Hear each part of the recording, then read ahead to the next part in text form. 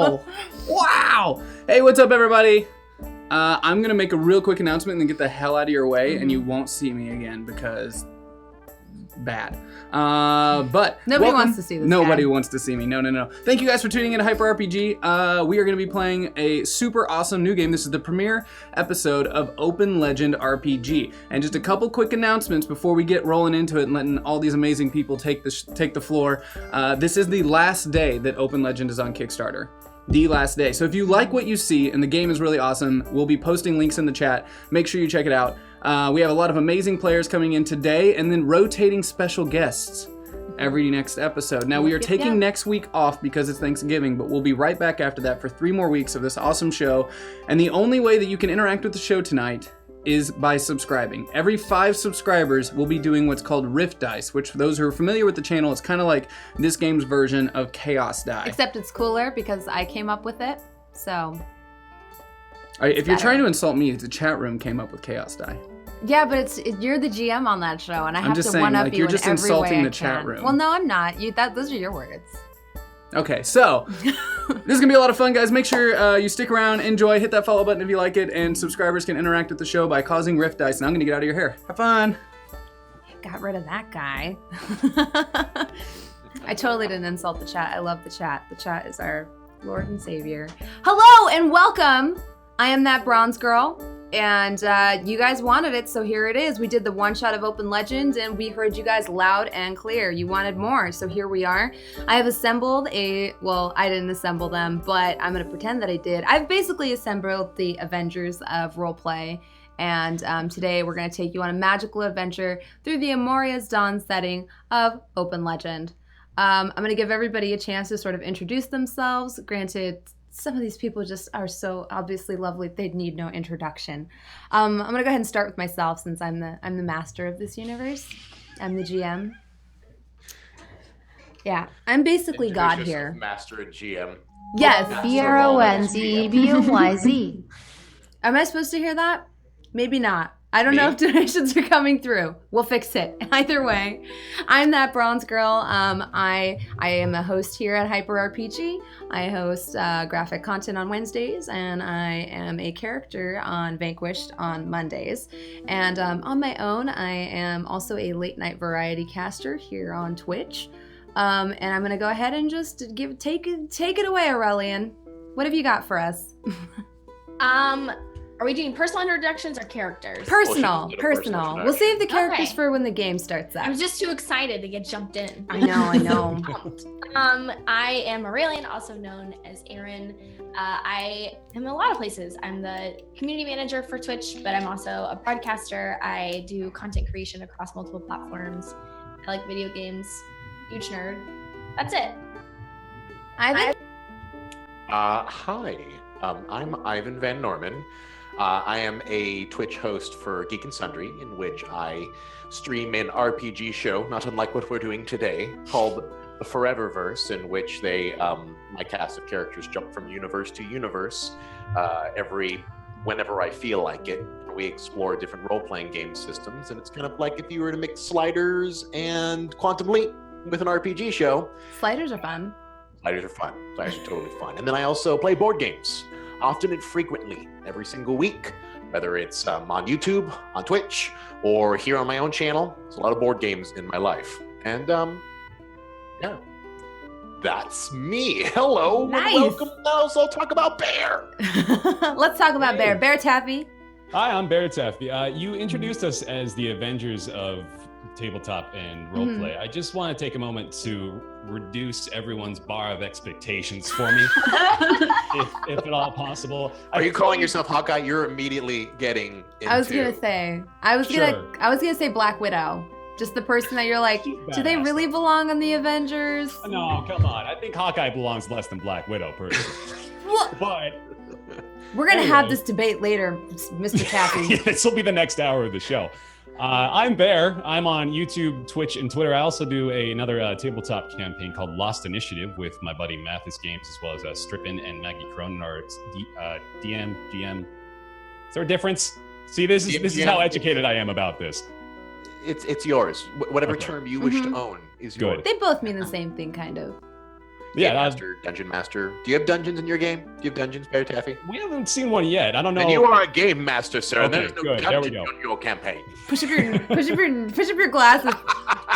Technically, it says in the rules. Tippy tappy, tippy tappy. But that is actually the extent of my tabletop experience, so I just want to clarify that. But I am very much looking forward to playing some Open Legend with you guys as well. We're excited to have you.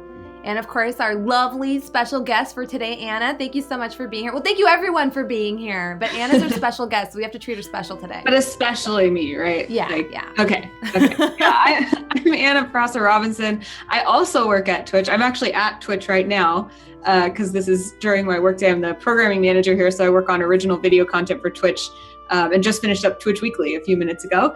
And other than that, I also do a lot of hosting in video games, specifically esports, and I also help run Misscliks, which is an online community and channel that's for uplifting geeks and gamers, and that's where I learned how to roleplay. I started with 2nd edition Dungeons & Dragons. I'm still on a show there where I play Dungeons & Dragons, and I also play weekly on Dice Camera Action, which is the Wizards of the Coast live stream show. So I love role-playing. I'm super excited, and I also want to lower the bar for expectations for knowing the system because I don't know it very well, but I'm really excited to learn it. Yeah, of course. And you're going to have a great time because the Open Legend system is really easy to pick up and just kind of play with. So with that, is everybody ready? Mm-hmm. Oh, yeah. Game faces on. Are we going to be in character? I've I got my think we're all dice tray. here. I think we're as ready as we're ever I've got going my to be. dice. I'm ready. Okay. So, let me set the scene for you and for our lovely audience. I would like to welcome you to the world. That was a really odd way to say welcome, but we're going to roll with it. Of Amaurea's Dawn. I would like you to imagine in your mind a sprawling steampunk metropolis named Schlechtenberg. This is a city where growth takes precedence over everything else. So, I mean, when they can't grow wider, they keep growing taller. The buildings are so tall, they've blotted out the sky. The air is thick with the smoke and smog of production.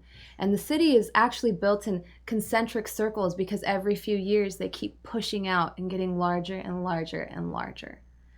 And we've reached the point to where obviously the neighboring bordering nations are not very happy with Schlechtenberg's sort of stratagem of just sort of raping the land and reaping and raping. It works on both levels. And the poor people of Schlechtenberg have had to figure out a way to sort of find an alternate source of resources. And thus enters Eternity's Gate, a portal that was open long ago and closed for different reasons, and now it's opened again. And several brave colonists, whether seeking fame or fortune or glory or something else entirely, have traveled through this portal to the lush jungle virgin landscape of Amaurea. Now, we are going to meet our adventurers who are actually living in a colonial camp called Moondew Watch, which is sort of the very first outpost of the Schlechtenberg people in this new jungle landscape. It's a very different contrast to the rest of the world around it, where you see lush jungles with rainforests and tons of wildlife. This camp is almost like a blot or a mar on the map, because just like Schlechtenberg, it's just this kind of metal monstrosity with tons of smoke and smog, where shredders are working day and night to just take down all of these trees and deforest the local area so they can press out this camp even further. It is in this setting that we find our heroes. Or are they heroes? Who knows? They could be total assholes. You guys will find out as the campaign goes on. Here we find our heroes who are all here for different reasons. And now, we open on a young woman being manhandled a little bit by a young gentleman in a military officer's uniform. He has her arm behind her back. It's the middle of the day, and it's a very sort of large military sort of barracks that this young woman's being led out of. And while he's escorting her out, he says, We've told you once, if we told you a million times, Miss Dahlia, you can't be here. I don't care how many times you ask for an audience with General Paxson. I don't care what you want. We've already told you no. We'll never greenlight your crazy little suicide mission. So get out! And he pushes her as hard as he can out of sort of the opening of this barracks.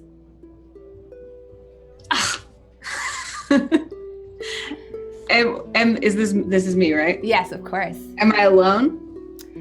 Your assistant is waiting outside of the barracks with a stack of notebooks, this tall, and a pen and paper, and she's writing down feverishly. And she's a thin, very pale wayfish creature with long black hair, and she has these little half-moon spectacles sitting on her nose that are almost at the very tip, and she's writing feverishly in her notebook. And you see her almost as soon as you sort of collect yourself after this gentleman so rudely kind of pushes you out of the general's tent.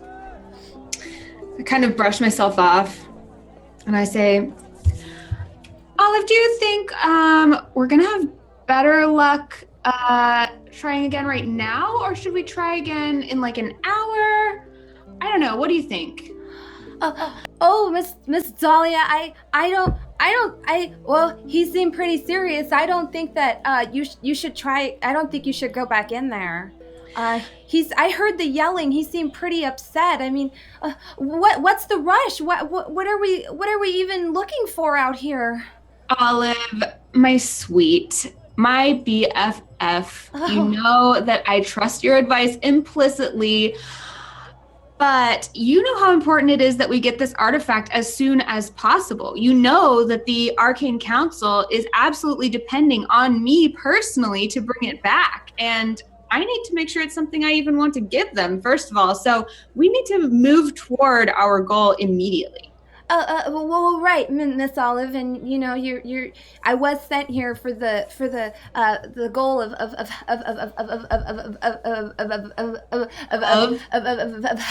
helping you.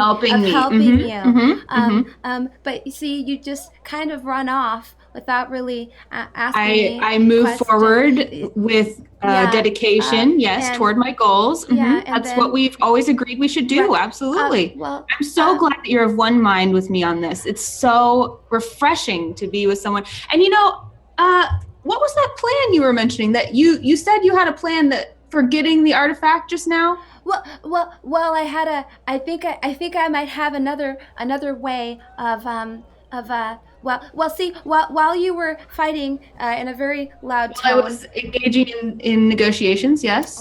Right, with General Paxson's cronies. I actually kind of figured something out on my own. There is one, let me see, I wrote down his name here. Right, there's a Commander Valisar, and oh yes, Commander Valisar, exactly what I was thinking. Right. Well, he has contacts at a certain Madame Dobrins, and she might have the resources to kind of requisition us a team to get us out there, because I don't believe that my minimum wage pay includes going out into the but I can find people that can. That's why it's so amazing that you're so courageous that you want to go with me out into the swamps even without being paid. That's how wonderful you are, Olive. And I'm so glad you agree with me that going to see Madame Dobrin is the best course of action, and let's do that right now. I kind of pat her cheeks and you're just the best friend a girl could ask for. And then I just start trumping off. And then I turn around and I'm like, where's the general's house again that we were? Well, we probably don't want to go to Mr. Valisar's. He wouldn't want to be this. Lena, just if you could just, we're gonna do this off the books, so to speak. Oh. Let's just say I have certain connections at Madame Dobrin's, and they can get us an audience with her, and we can do this without the military's help. Absolutely. That's exactly what I was thinking. So even though Valisar dropped us the hot tip, we have to make sure that we don't implicate him in this. Otherwise, he might be kicked out of the military, since they told us well, they threw you out of the tent. They you fell in the dirt. Escorted me to the other room. Right, exactly. Oh, also I got your very special super frothy extra soy with honey. Did you get the honey in it? Oh, I got normal sugar. Olive,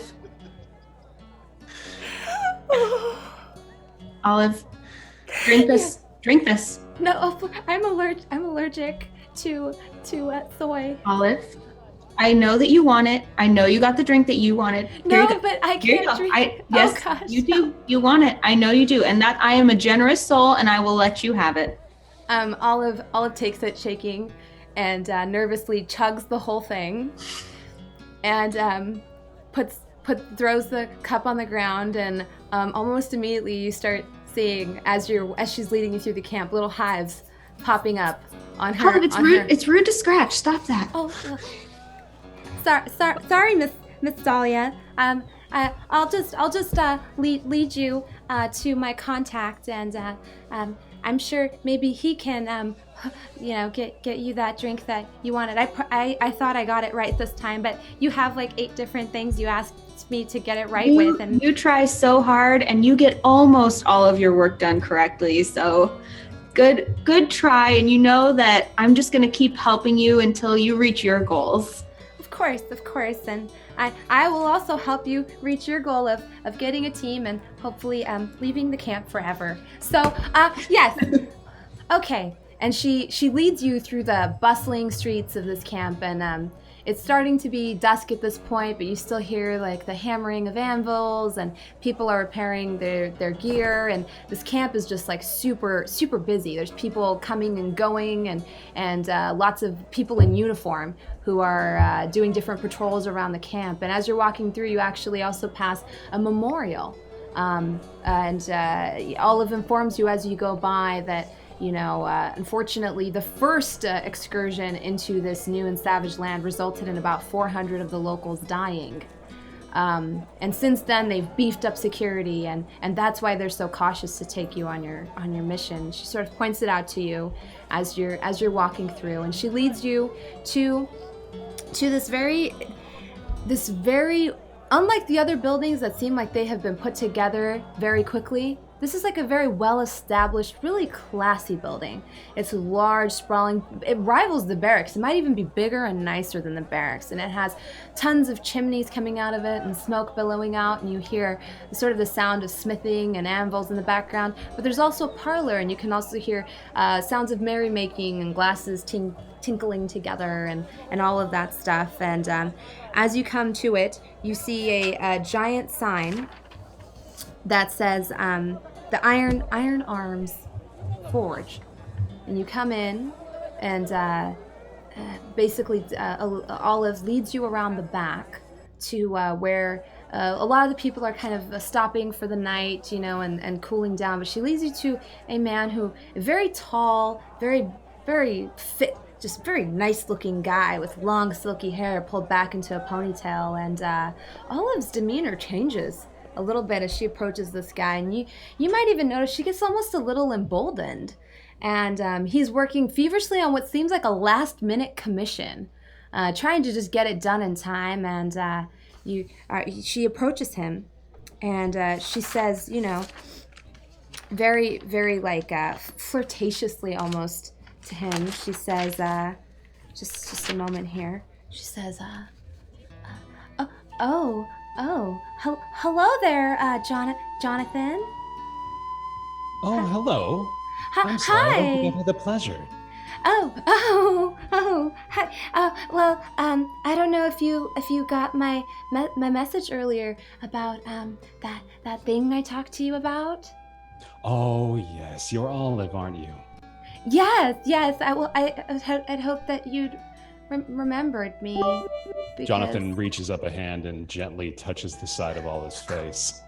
As soon as he does that, Dahlia kind of like shoulders in and is like, please excuse her. She has a tendency to fall for anyone with a, strapping, broad-shouldered demeanor and rippling pectoral muscles like yours, but I apologize. She tends to just kind of throw herself at people, but she means very well. Oh, I wouldn't mind that too much. I'm sure, looking over to Olive as he says it, I'm sure we all have our weaknesses, don't we? Oh, well. Olive certainly does have quite a few of those, yeah. Oh.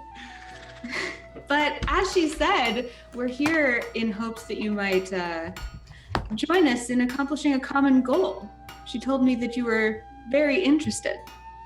Oh, well, my interests certainly depend on who I'm speaking with. Maybe we should hop inside and have another more interesting conversation. I'll come with you, Olive says, grabbing her pen and adjusting herself and trying to hide her hives because her very mean boss made her drink a latte that she was allergic to. Jonathan opens the door and ushers for both of them to go inside and follows behind. So you lead them into almost your personal quarters, which is set up with, a bed with silken sheets and like incense is burning and there's tapestries there. And this is this feels like it might be a very strange quarters for a blacksmith. And as soon as you come inside, Olive plops down on the bed and she's just like, well, here we are again. Now, I'm sure I have a fine selection of drinks within my personal quarters to choose from, right? Oh, yes, definitely. Mm-hmm. So I go ahead and start to pour a few drinks. Is Olive sitting on the bed? Yeah, yes. It's just going right for it. I see her sitting on the bed and then I'm like, oh, and I sit on her lap. And just like make myself comfy, like look around. Miss Dahlia.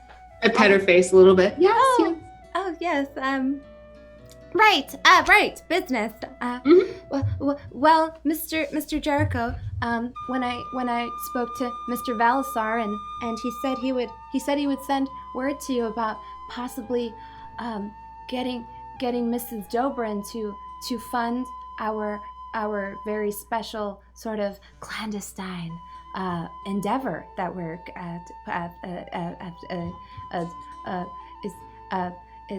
Mrs. You work out a lot, don't you? He's pouring a drink as he says, yeah, that's isn't it? We have a common interest, us two. Why don't you tell me a little bit more about what it is that you're interested in accomplishing, Dahlia? And he hands the drink to her as he says this. You have to hand the drink like under my arm because I'm like, just leaning, and I'm just like, like thinking this is a very normal. And then I kind of look at the drink and I'm like, oh yes, the same one. Thank you for offering. Indeed. I reach over and pour it again without missing a beat. Olive looks up to seeing that Dahlia is it's just too busy flirting with you, and it's upsetting Olive a lot. Okay. Olive thought she had something really special with Jonathan, and now she's realizing she didn't. Oh. And she kind of pushes up her half moon spectacles all the way up her nose, not all the way down now. Rifles through her papers, and as she does it, like some of the papers like kind of ruffle your hair, and she's like, angrily turning her pages, and she says, "Let's get to it then, shall we?" It's about Jonathan is clearly taken aback by this. Yes, I suppose we should. Yes, my employer. She points it to her lap. Ms. Dahlia of Schlachtenberg is interested in acquiring the artifact that is out past the swamps of the Riviere. We've gone to the military several times, as was outlined in the letter I had Commander Valisar sent you. But he feels that this may be of special interest to your employer as well, and therefore maybe you can help us put this team together with Madame Dobrin's finances and sort of her clout. Madame Dobrin can be persuaded if the occasion calls for it. And you would be the one to do it, wouldn't you? Oh, you know I would. Not And at you just all see shy. Olive snap her pencil in half. She's just quivering a little bit, but she's keeping it together. Jonathan is very relaxed throughout all this, actually kind of meandering, taking a couple of steps and sipping his drink every now and then. Well, I suppose the right group may be able to accomplish this sort of task. Who did you have in mind? I jump up clapping oh, I'm so excited. I knew that you'd want to join us. And I think exactly what you have in mind sounds wonderful. Well, I agree. since I actually do basically all of the work for my employer. You do the grunt work that allows me to go on my ventures. Yes, of course. I prefer detail oriented. Yeah, absolutely. You mind the meaningless details that allow me to make positive impact on our realm. Yeah, you do a great job of it. Olive writes in the corner of her book to remember to spit in the next coffee she brings you. And she flips through, and she says, "Well, I've located one potential sort of operative that we could use. She's very famous in these parts. Well, I mean, as famous as one can get in this disgusting backwater of a colonial camp. But I have located one operative. But Commander Velisar gave me the impression that that if you spoke to Madame Jobrin, Mr. Jericho, that maybe she could provide us with some sort of gear to go on. These types of missions can be pretty dangerous. Right. Well, I Olive is so brave that it's hard for sometimes to even think of people thinking of danger. She's just one of the bravest, most generous, most loyal people there ever could be. And she's going to accompany us on our mission. At this Are point... you now, Olive? My goodness, that is... Isn't she brave? I commend you. At this point, Olive begins thinking feverishly. She's pretty quick on her feet, and that's why she was hired for this job. And she sort of, her cowardice takes precedence over her desire to get laid. So she just kind of pinches you a little bit and says, "Well, I don't know, wouldn't you and Mr. Jonathan want to be alone?" Oh, well... And she makes a very strange face at you, a very sour face, hoping that you pick up on the hint. Well, just because we're all going together doesn't mean we can't spend alone time once in a while. I mean, or we could all spend time together. I like all of those ideas. Oh, Miss Dahlia, you really do think of everything, don't you? I do. Thanks for noticing. Now, ladies, I'm sure we'll have plenty of time to decide who gets to spend time with who. But for now, I think it's important we decide when we're talking to Mrs. Oh, sorry, I forgot her name. Madame Dobrin. Madame Dobrin, yes. I pinch Olive's nose and kind of like cute little you just get so distracted sometimes. It's adorable. At this point, it looks like Olive is dying inside a little bit. She still has the hives from the latte you forced her to drink, and she's just kind of itching herself. And you've noticed she now has a twitch in her eye, and she's just just not even the same person that this campaign started with. And all this time I'm kind of wandering around poking at stuff too. I'm looking closely at tapestries and kind of picking up cups and looking at them and just observing the room, almost as if the conversation is tangential to me studying the whole place. Do I notice anything that I should note? You notice that Mr. Jericho keeps some strange herbs and poultices sitting around, but they don't seem of the healing or the medicinal variety. He just has some strange, maybe narcotics laying around his den. You also notice a variety of whips and restraints and strange material like that. You're not quite sure why he has it. And you also find some weapons that he's been repairing, one of which is a very large, very ornate chrome gun with a big sort of horn type of thing on the end, almost what one would call a blunderbuss, and that it's still warm to the touch as Jonathan was just working. It was what he was working on out at the forge, trying to tinker and repair very quickly. Mm-hmm. And while you're looking around, Jonathan sort of opens the door and waves down one of his accomplices, and she goes, and you guys sit for a while. You can talk amongst yourselves if you want, and about 15-20 minutes later, you hear a knock at the door, and it's somebody from the other side. She just knocks. Oh yeah, thanks for offering, Olive. You should get that. You are the best person in here to get it. Oh, I don't even live You here. don't even have any doubt that you want to, and that is so kind of you. I don't mind, Olive. Go ahead. Okay. And she gets up and just kind of like goes and opens the door. And here we meet someone that some of our viewers may recognize, a certain young woman named Bella.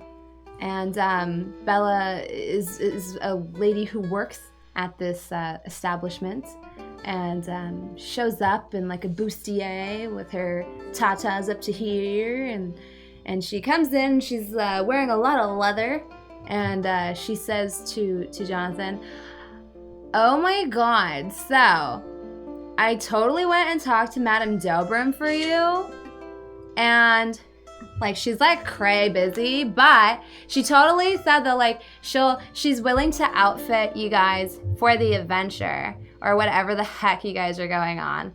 I don't know. And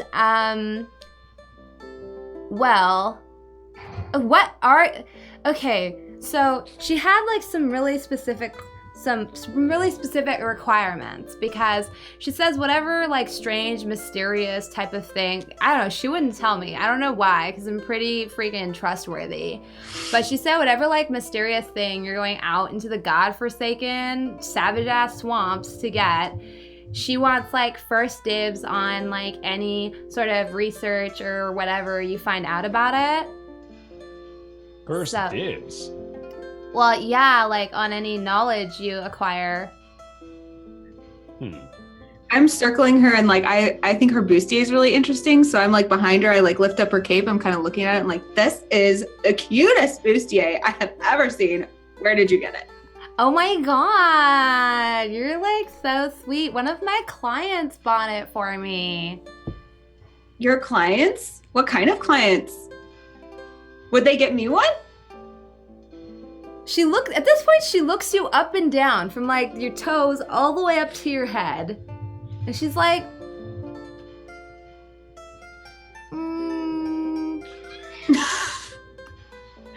You're probably right. I should just get one for myself. They'll need to custom make it anyway. yeah. My measurements are really rare. Yeah, you are what I would call like not thick. And you kind of have to be thick to be in this industry. Anyways. She starts like measuring, like taking her hands and kind of like measuring and looking and being like. Recognizing how quickly this could go south, Jonathan tries to steer the conversation back to the main point. So, first dibs, you say? Yeah, just on like any sort of etchings or like anything you figure out about it. I mean, we've only heard whisperings of this strange thing that's out there in the swamp. Which is why you came here, right? I'm kind of behind her shoulder. I'm like, totally we can give her first dibs. I see this and nod. Yeah, I think we can arrange that. Okay, perfect. Well, since you've been such a, like loyal employee here, Jonathan, you basically get like the royal treatment. So, yeah, I have like 4 packs set aside for you guys. If you guys want to follow me into the main parlor, I'm gonna have one of the guys bring them up. And I'll just have like all the gear and equipment you need. And I'll also like give you some ideas on how to get out of here because you guys, okay, so long story short, you can't like be seen leaving here, like leaving this establishment and leaving the camp. Because you guys know about like curfew, right? The curfew, no. Oh my God, Jonathan, if you spent less time on your back and more time like actually like going around the camp, you would know that no one's allowed to leave the camp after dark. It's like too dangerous. I didn't hear you complaining the last time I was on my back, Bella. Well, you didn't. Boom! Dahlia's like looking around for how a blacksmith might do their work on their back. She's like looking at the anvil, like studying him and like looking at his back. And Bella just, poofs up her hair and she's like, well, if you ever want another shot at that again, then you might as well just listen to like what I have to say, all right? Okay? It's dangerous out there, Jonathan. Madame Jobrin's worried about you. She doesn't think you're ready for this. He calmly touches her arm. I promise you I'm ready. And she immediately kind of calms down and she's like, well then, in that case. At this point, Olive is in the back and she's like, has her like half shattered pencil in her hand. And she's clutching her papers and she's just like, well, if we're doing this, then I guess we'll just, you guys can sit here and talk about the disgusting things that you want to talk about, and I'm gonna go get the operative. I'm gonna go retrieve her from the camp, and I'll be back later since I know we're greenlit to sort of do this expedition or whatever you want to call it. Sexpedition. I don't freaking know. And she sort of That's what it is stomps out. Olive, no one is talking about sex here. Get your mind out of the gutter. I'm really busy, Miss Dahlia. And she brushes past you and she's very upset and she knocks into Bella and Bella's like, oh my God, what a bitch. I forgive her. Who acts like that? She's working on it. Oh my Trying to help God. her. I don't know how you even deal with her because you're like a sweet baby angel like that's fallen from the heavens and she's like awful. Like, I'm pretty sure she's like possessed. Did you see all that weird shit on her neck? I Who know. looks It's like that? I just, it's important. Wait, she like when half you have, dragon? when you have a lot, it's important to try to help people who are less fortunate, so Oh, just, so she I has, like to think I have a leprosy or big heart something. and I just like want to help other people grow, As this conversation is going on, I'd like for Jonathan to actually run and try to catch up to Olive real quick. Having grabbed the poultice from his counter, he'll catch her and say, hey, I noticed you were struggling a little. I've had a few bad rashes myself. This might help. And she takes it from you sort of like with 2 fingers after you make that rash remark and takes it and puts it in her bag and she says, thanks, Jonathan. You're welcome. I really hope that you're safe out there, okay?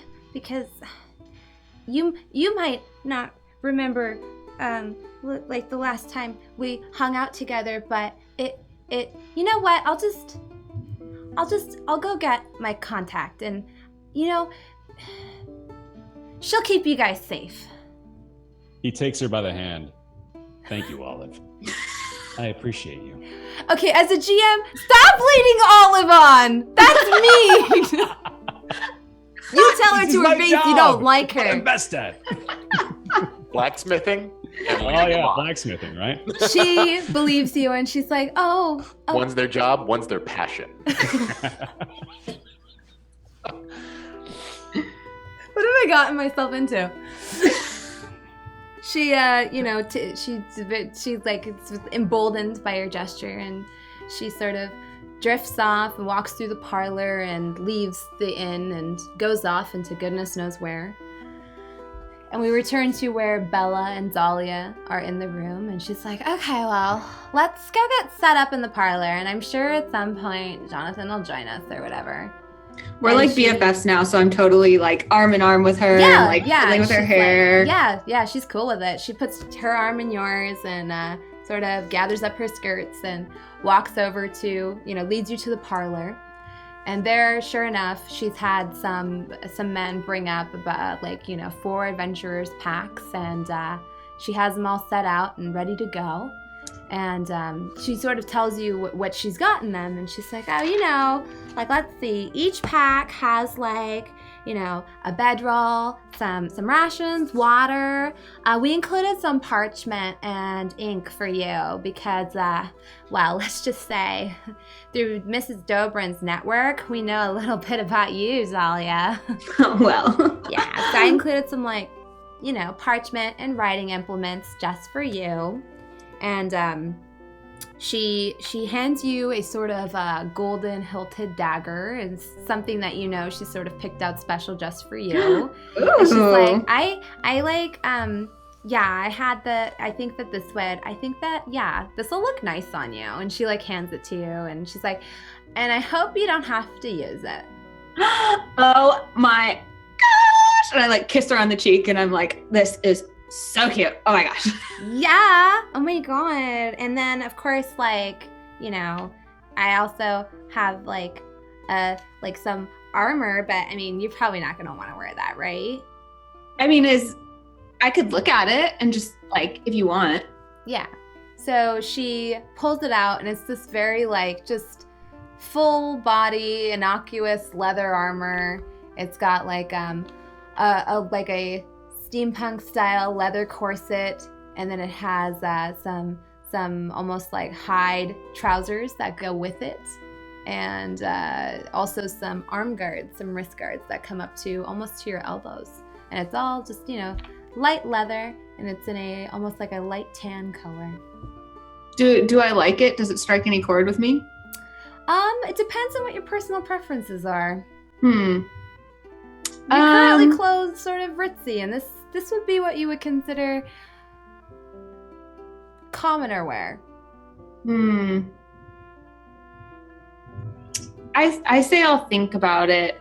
I'll just I won't put it on now, but probably once we go out into the swamp, I should, bring some sort of protection. I am a scientist after all, so. Oh yeah, right. I have to be sensible sometimes, even when it's not the cutest thing. So. Yeah, that totally until later makes sense. Yeah, I know a lot about adventuring, I guess. Yeah. Anyway, when she says that, I kind of laugh and turn in a circle. Okay.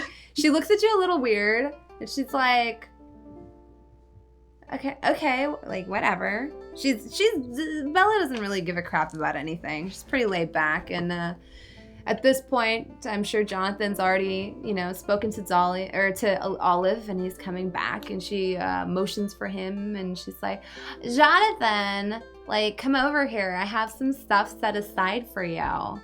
And she motions you over to come join them at their table in this sort of busy bar type area. This is a good collection of gear, Bella. Thank you.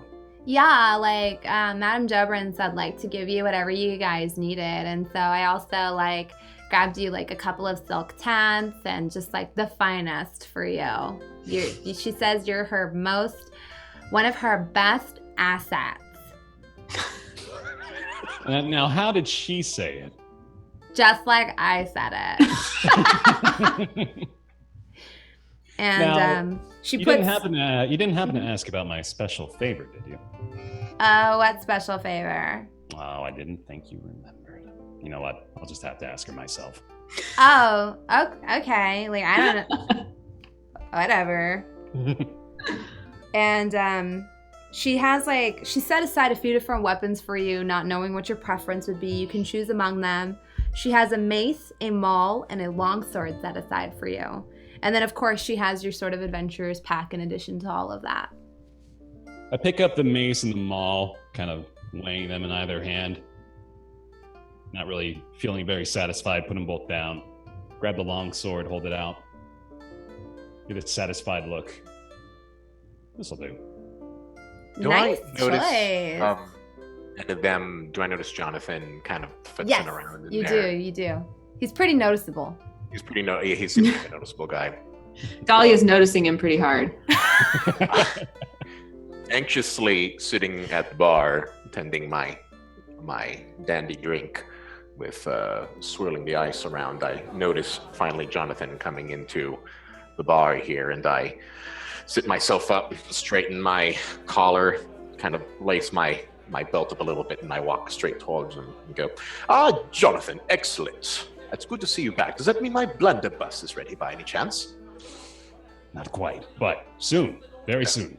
Oh my. All right, well, I have to commend you on such a singular establishment such as this. I've never seen so many women in a single establishment before. But I will be here enjoying my accoutrements, if you wish. Oh my.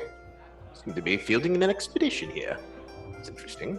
Oh my god, yeah, they're totally like gonna go get like this weird artifact that's like out in the middle of a swamp, and the government said no, so we're trying to do like all hush hush. And yeah, apparently it's like worth like a ton of money or something. We don't know, but like 1 billion people have died going after it. So yeah, these guys are gonna like try to sneak out of the camp in the dead of the night.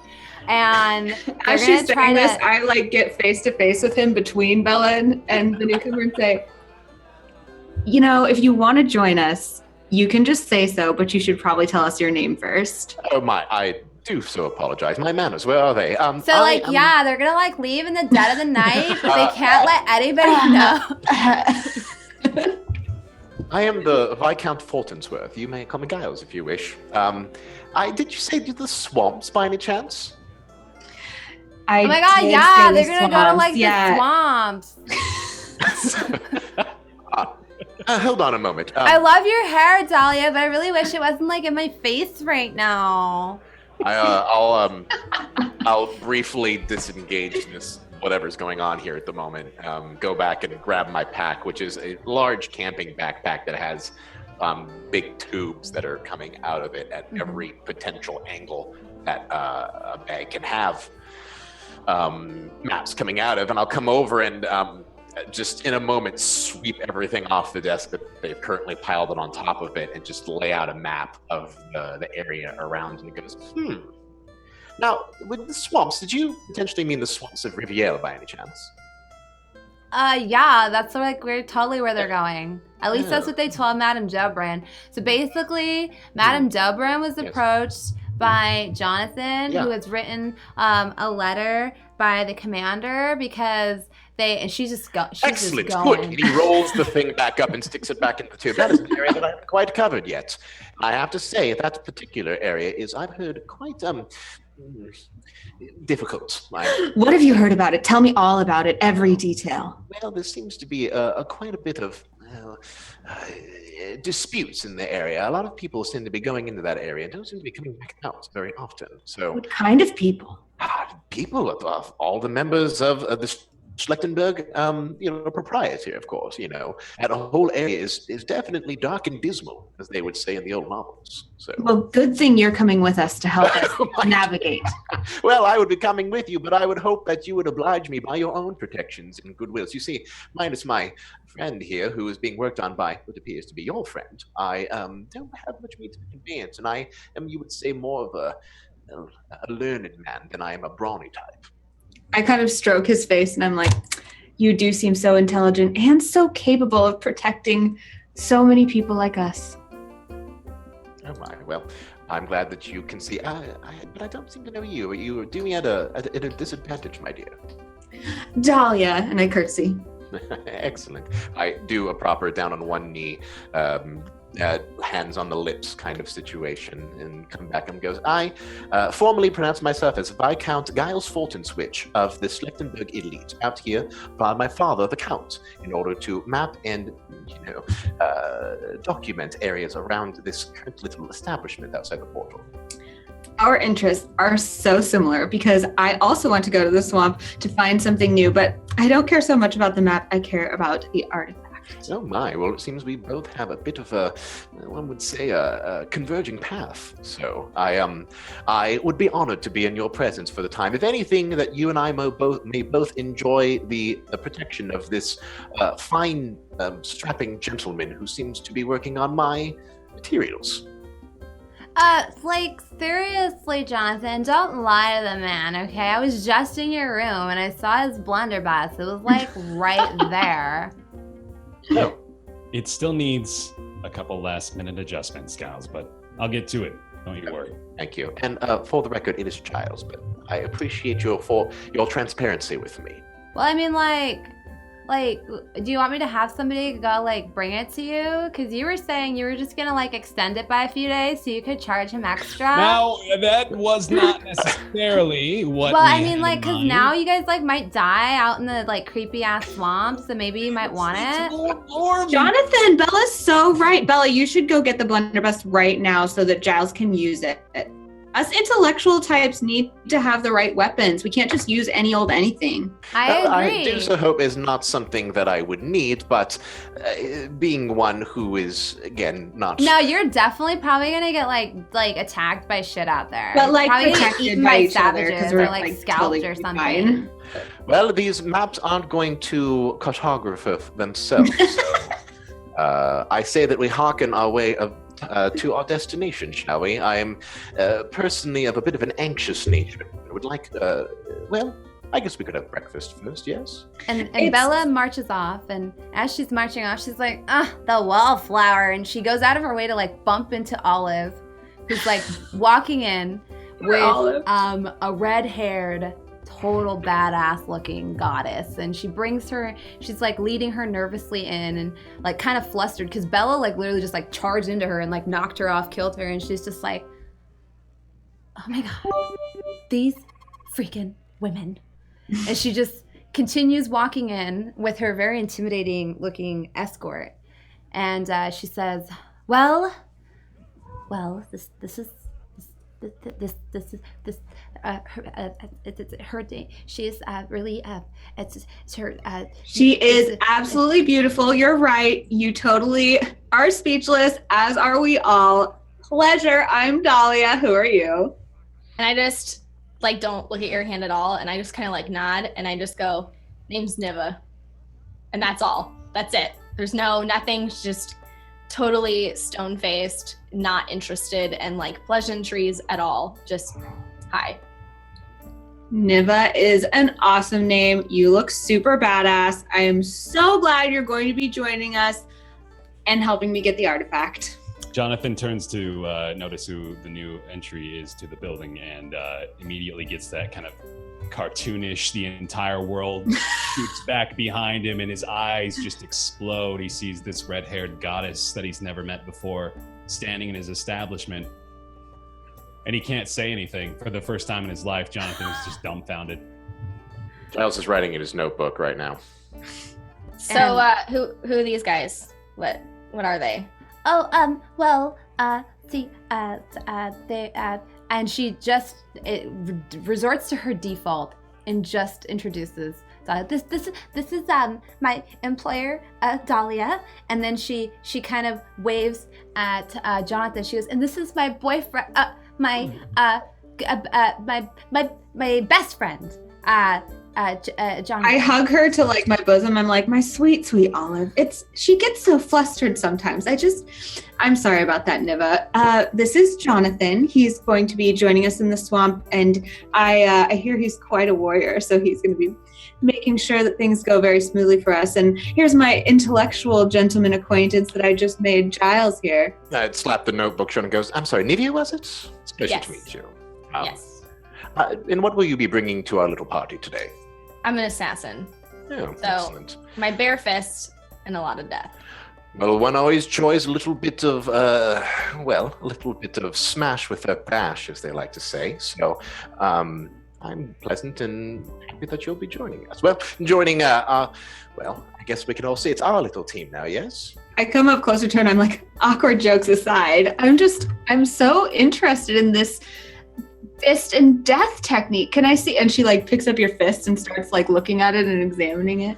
And so like I noticed that Jonathan's just like not doing anything, but he's kind of standing within arm's reach. So I just like grab his shoulder and like hit his like tension nerves and drop him to his knees. And then I just like sit back in a chair and I'm like, there. Oh yes, she's very well known in these areas for being very reliable and good at what she does. And we do have a budget now that Madame Dobrin is funding the expedition. So I'm sure I'll talk to Bella once you guys are off, and I'll make sure that you get your so-called your money for escorting these people. Well, I'm personally feeling much more confident now that this young lass has brought down our man-at-arms without even the slightest touch. So, kudos to you, madame. Can you tell me a little bit more about what this artifact is before I jump out back into the swamps for like the billionth time? I'm unconscious. You've been to the swamps before? You what? Sorry, Bear, you're unconscious, though. No, I'm unconscious. I just want to make sure I'm unconscious. I just dropped you to the floor. You're okay. conscious. So, I just I pinched your nerve, and you just kind of like, whoa. I think I might have collapsed under the pressure of this beauty's touch anyway, but there we go.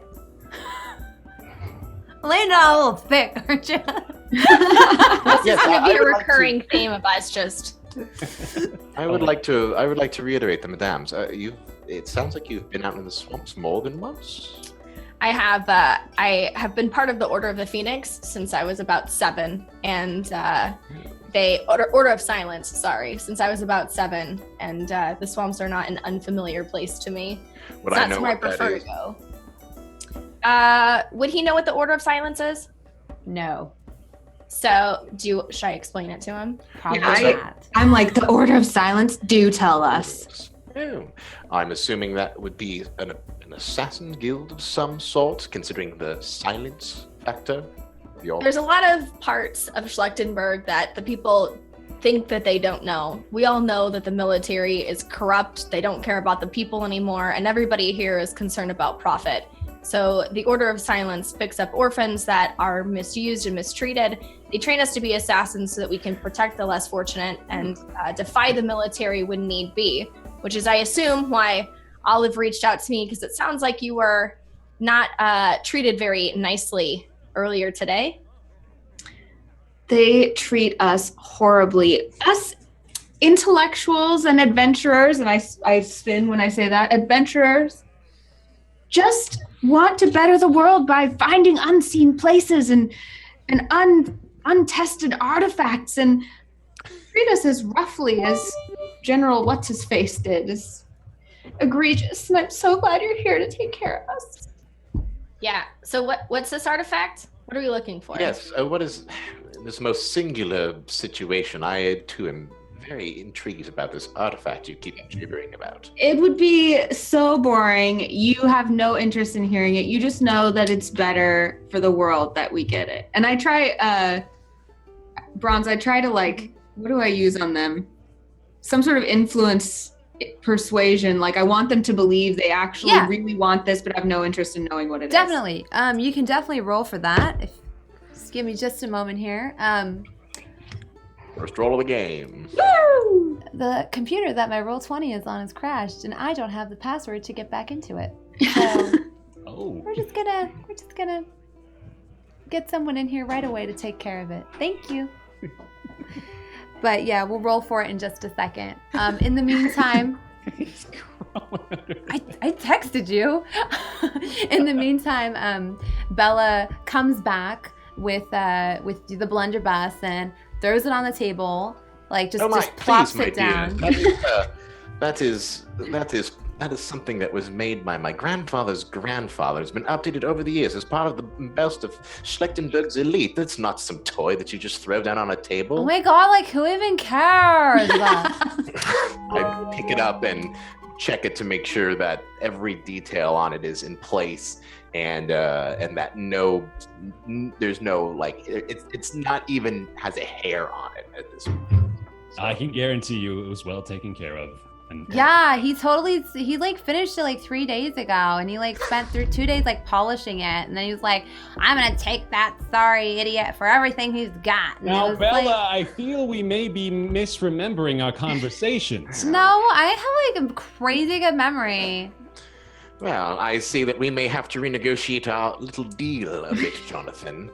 Yeah, he's like charging you like 4 times what he charged the last dude. Well, I think it's probably about time we found out more about this artifact. What about it? Right. So, Anna, Well, what I are you have to trying to admit do? the polish is perfect, and I have to commend your expertise. I expected much less in this kind of, well, colonial establishment, you would say. For sure.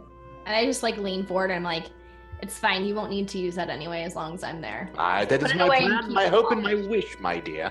If I never fire it from now until the day I die, I will be a happier man. Me too. Neva, can I braid your hair? No. Okay. Are you sure? Because Aw. I thought I remembered you asking me to braid it like a minute ago. No.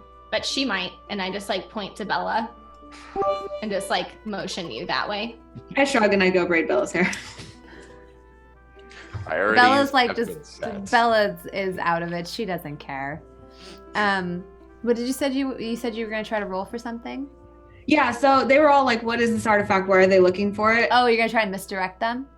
I just want them to be like, oh, actually, I don't care what it is. I want to go get it. Okay. So can you roll your influence stat?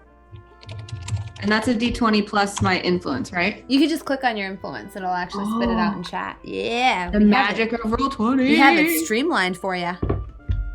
And you said roll my influence, right? Mm-hmm. And while she's doing that, guys, just to remind you, this is the last day you can support Open Legends on Kickstarter.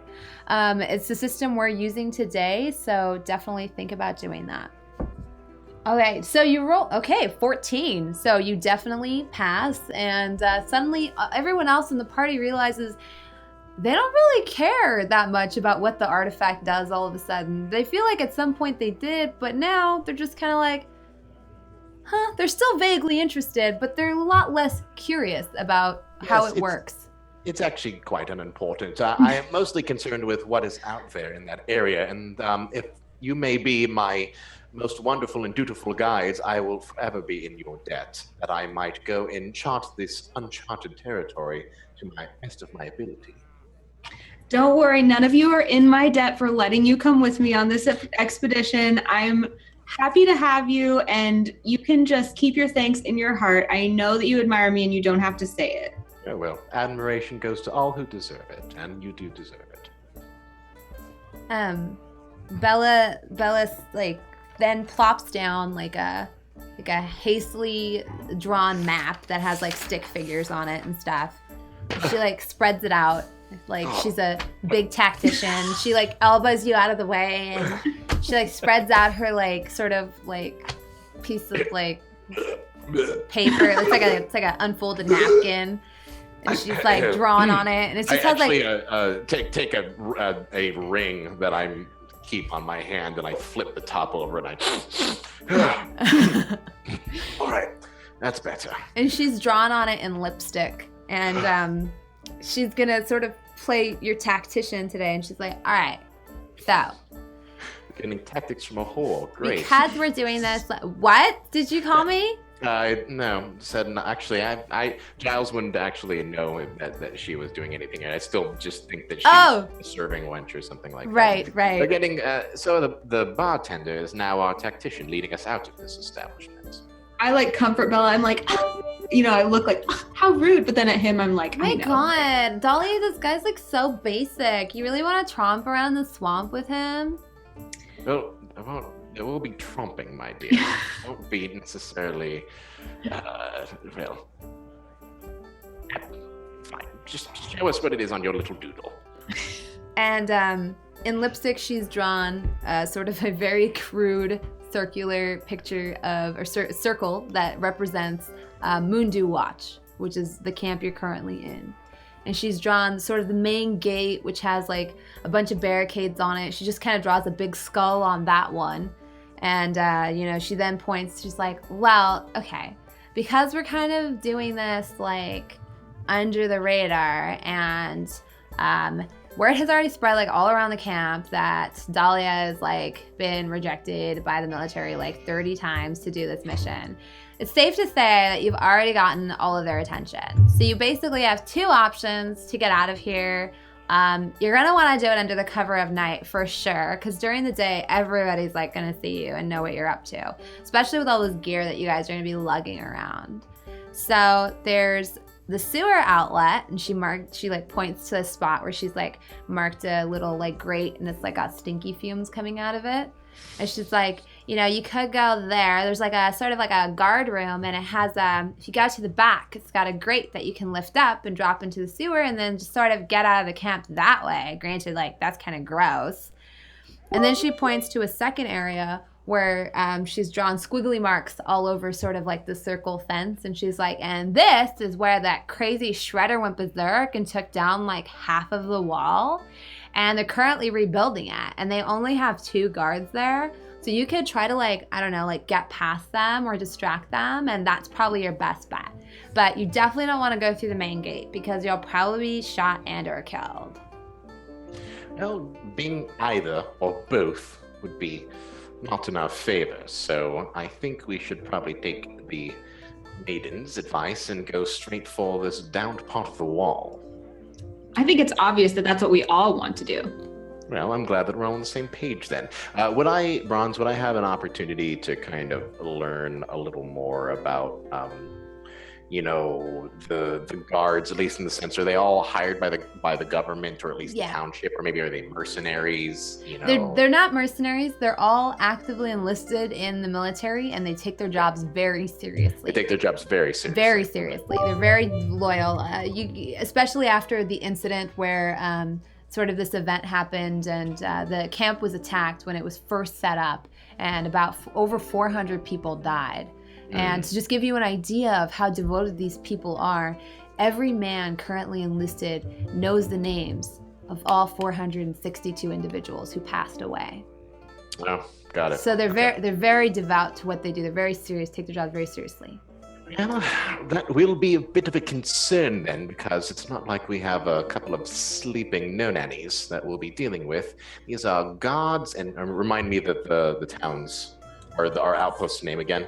Moondew Watch. Moondew Watch. These are guards of the Moondew Watch, and they do take their jobs very seriously. So, I hate to say it, but the sewer might actually be a decent option. Can I just say, and I kind of just like stand up and like put my hands down on the table and like look over the map and go, here's what we're dealing with.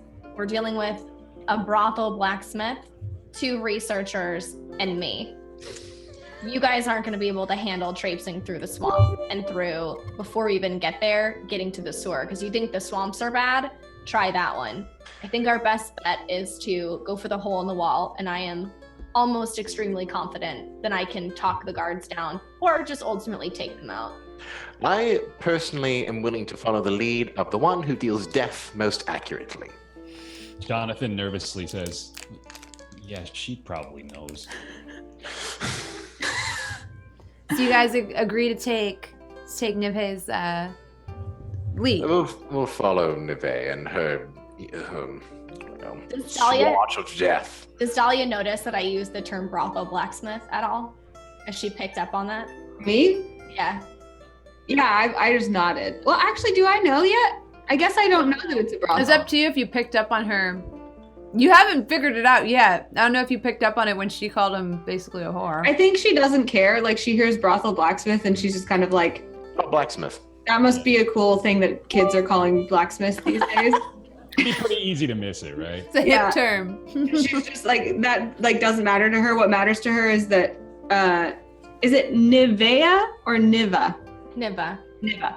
Niva is wanting to go the same place as her, so she's just like, as Niva said, I think my idea is the one we should all do. So thanks so much for your support, Niva. Let's go. And Phil's like, all right, guys, well, I mean, it's like dark enough for you to leave. And Dahlia, just so you know, when Olive like pretended to go to the bathroom, a couple of the girls who work here said she like climbed out the window and like booked it. I look around, like just noticing that Olive isn't here. You're so mean to Olive. What? Yeah, she's like gone. I am sure she just had something important that, you know what it was? She got me the wrong coffee this morning, so I'm sure she just went to get the right drink. She's so thoughtful. And she's like, Bella hands you this piece of paper and she's like, this like fell out of her notebook as she ran. And it's like a very crudely drawn picture of you with like devil horns and a mustache. I look at it and I kind of like turn it upside down and look at it. And I'm like, I'll keep helping her with her art skills. They'll improve in time, I'm sure. And I'm sure she doesn't need this. I just like throw it. Is there like a fire I could throw it in? Yeah, definitely. Yeah, I just like toss it in a fire. Like, she'll get better. So with this, Bella helps you sort of like take the equipment that you have and stuff them into the packs and helps you guys all get outfitted. And she takes some extra time with Dahlia because she likes Dahlia, making sure it fits on her shoulders all right. And she also goes out of her way to pick out like the nicest, newest leather bag for you and make sure everybody has their things. We say lots of like really annoying things like yas and like, oh my gosh, and like, ah. Yeah, you know. totally. Oh my God, totes. Yeah. And with that, she leads you to sort of a back door out of the brothel. And she as she's saying goodbye to everyone, she kind of ignores Giles a little bit. And it's like, okay, bye. Giles very much ignores her. Niva is he's still got his nose inside of one writing or another. In fact, if he's decidingly distracted and doesn't even wave back. In fact, I think at some point he might wander off the beaten path a little bit. So gotta redirect him. She just sort of ushers him through the back exit. Niva, she sort of like waves through as well. She's a little bit intimidated by Niva, so she doesn't really talk to her. And then with you, she kisses you on either cheek, and she's like, "Oh my God, Dahlia, like, do us all proud, okay?" And she's like, yeah, I like totally love that, and I accentuate the like, mwah, mwah. and I'll miss you. she gives you like a little hug and sends you through the door. And then with Jonathan, she totally just like slaps you on the ass and then like gives you like she takes like a little really ornate like dagger with like a silver dragon wrapped around the hilt of it and like slips it in your boot, and she's like, like in case you need it. And when I get back, you and I are gonna have a little conversation about discretion. About what? Never mind.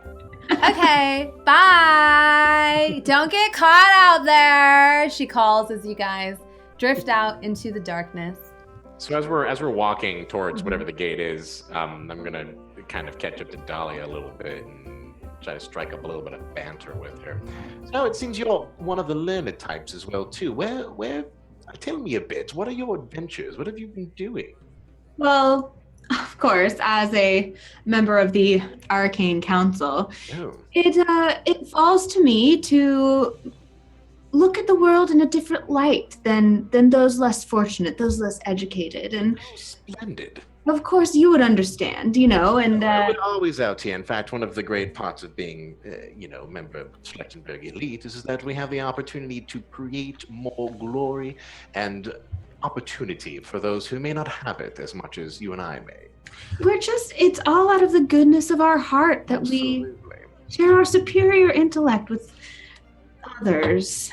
It's unfortunate that we have to go to such frontiers as where we are now in order to create progress and goodwill and good fortune for others. But so what is you saying? This Arcane Council? That's fascinating to me. Yes, the highest magical authority in the land, of course, as everyone knows. And I've heard stories, and I've been to a few of the fundraising events. They do tend to have a bit of showiness to them, don't they?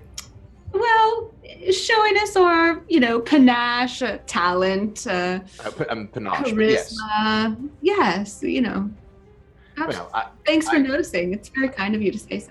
I do so enjoy hearing more stories of grand and tailless adventures out there, and I'm excited to be able to get down, as long as we don't get ourselves into too much trouble.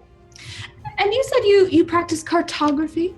Well, it is part of eccentric hobby of mine, you could say. I have to take the time and effort to be able to leave some of Schlichtenberg. It gets so boring in the inner circle sometimes, and once in a while you just have to go and adventure out and discover what the world truly is. And unfortunately, as we've learned, they're often filled with savages.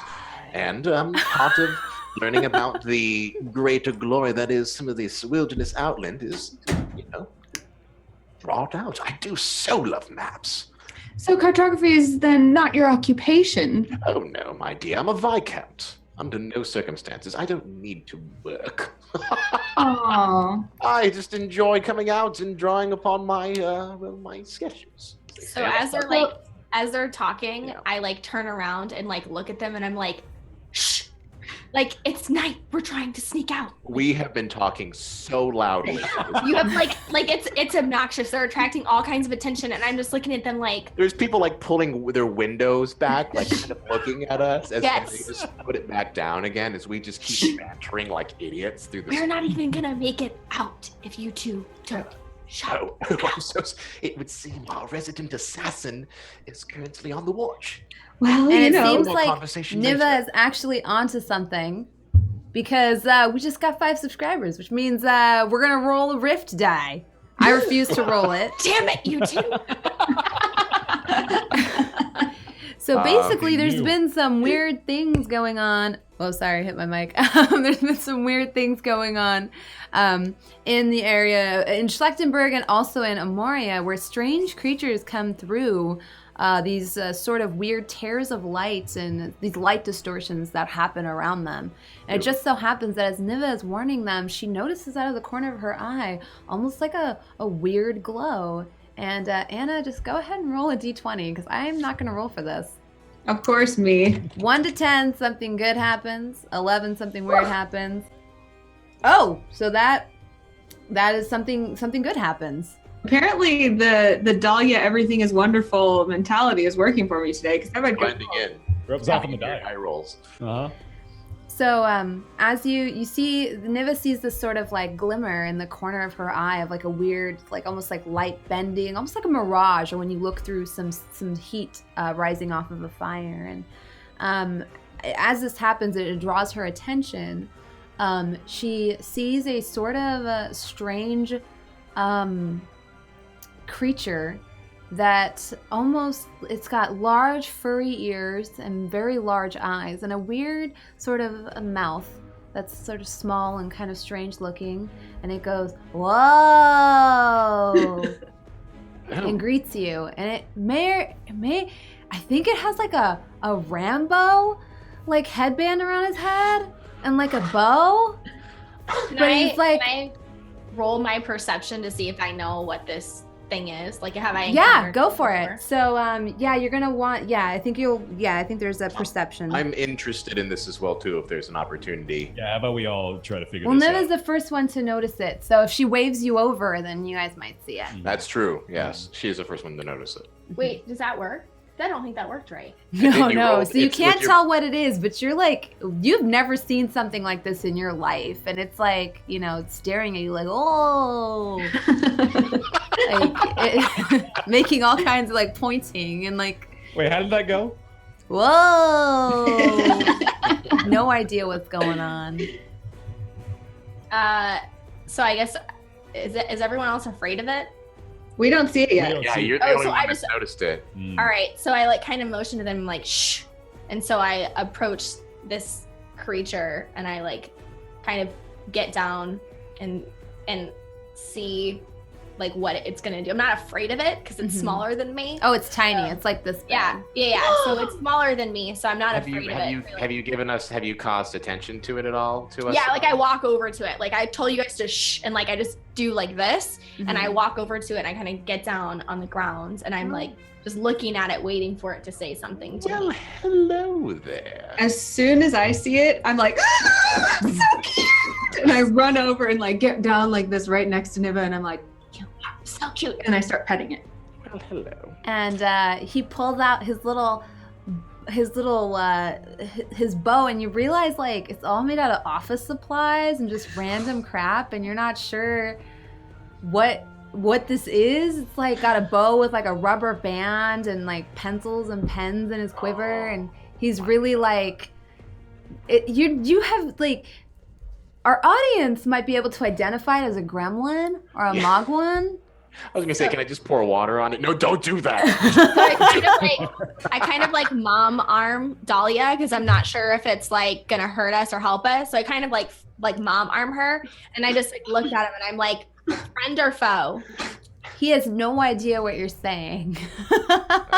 No idea. And instead, are you like, here to help or not help?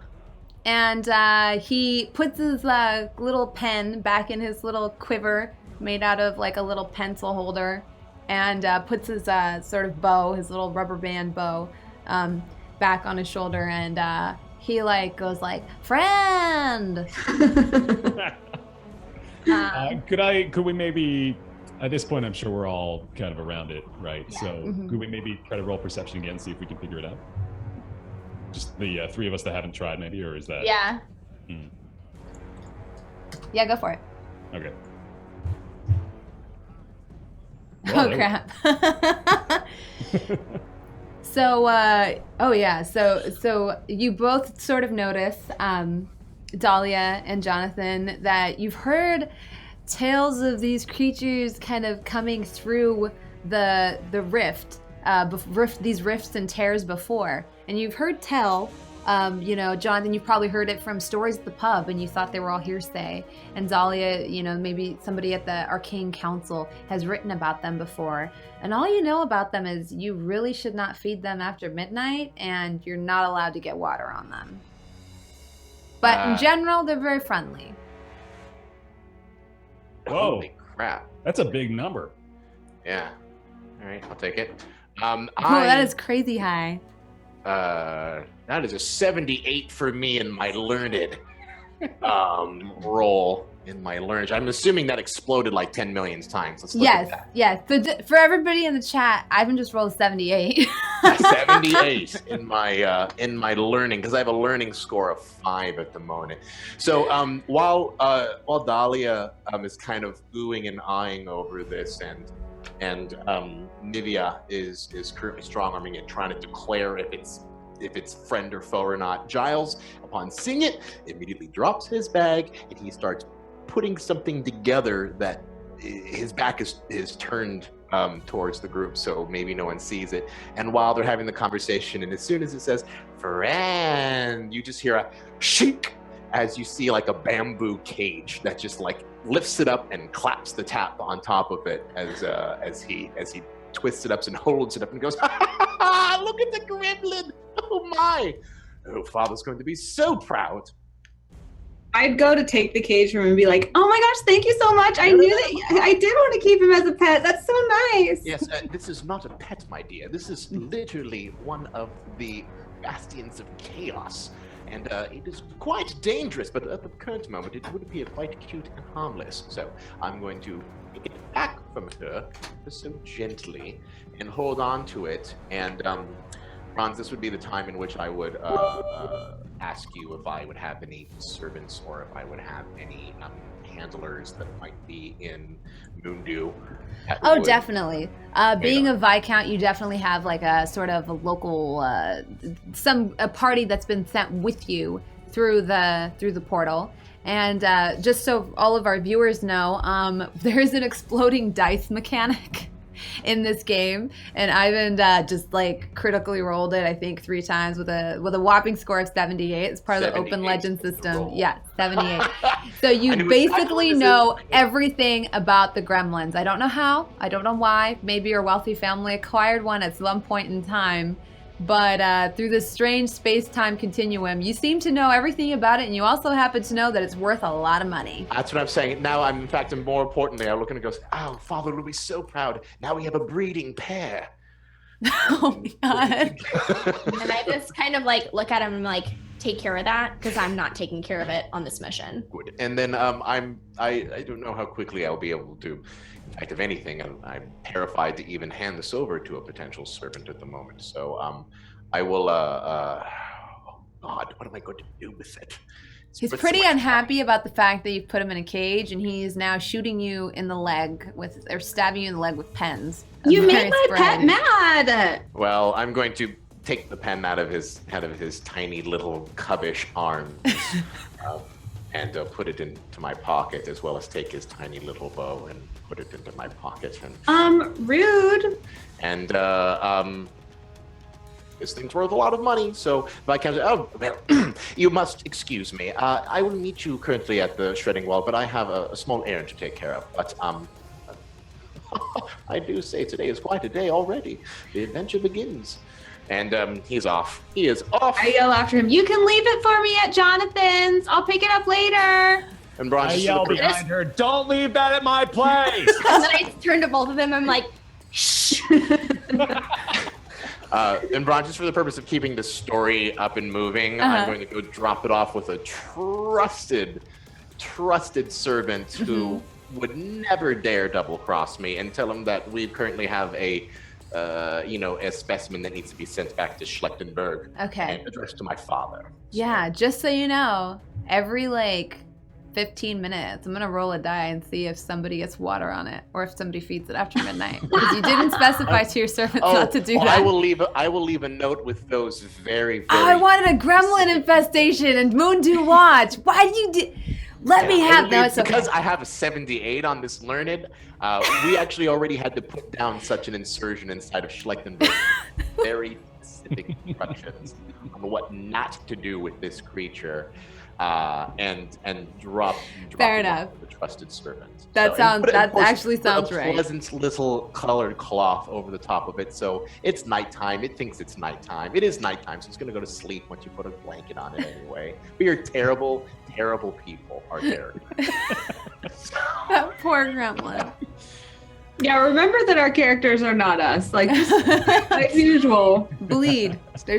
Don't mix up the character of the person playing it. And I'll go, Ali, sir, his explicit instructions. Please drop this off in the next round to the portal with explicit instructions to my father that, we now have a matching pair, and we'll see what chaos can ensue. But please do not feed it after midnight, and for God's sakes, don't bring any water close to it, else you'll have an entire infestation of these little things everywhere. And he's like, well, it doesn't seem so bad. He looks pretty cute. Well, this one's cute, but you'll be damned if you'll see the other ones that come out of it. So this is on your hide, Ali, and if you do not do this correctly, you'll see your job and your face for it. So, snap. Yeah, done. And with that, Giles sort of tries to catch back up to the group, and you've been moving along at a pretty decent pace, and he comes upon you as you're sort of in hiding behind a stack of barrels and lumber that's been cut aside, and you see a wall that's been sort of broken apart. And next to it, you see a wrecked shredder, and it looks like a shredder's a giant metal machine that almost like an automaton, but with a person inside, like a metal suit with these giant saws for arms and stuff, and also various different pieces of sort of weaponry on it. It's almost been retrofitted with a lot of offensive military gear. But it looks like at one point its main purpose would have been to cut down trees, and it seems that from what you can see, this thing at some point went berserk or malfunctioned, and it ended up tearing a giant hole in the wall. And they've kind of pulled away some of the rubble and things like that, and they have a stack of freshly cut lumber there ready to sort of repair the hole, and there's two men standing outside of it, and your team is currently crouched behind the stack of lumber with Niva sort of surveying the situation, seeing what's going on, when Giles creeps up behind you guys. Is the shredder still in the lumber? Can we see the... Yeah, it's still there, but there's no one inside of it. As I crouch down with my comrades, I would say, it's such a shame we had to disassemble these models. They were so popular of a line. But, that's what happens when you bring old machinery to outlying districts, as Father always says. So I turn to them and I start to come up with a plan. So I turn to them and I'm like, I think what we need to do is, these guys are already going to know who I am.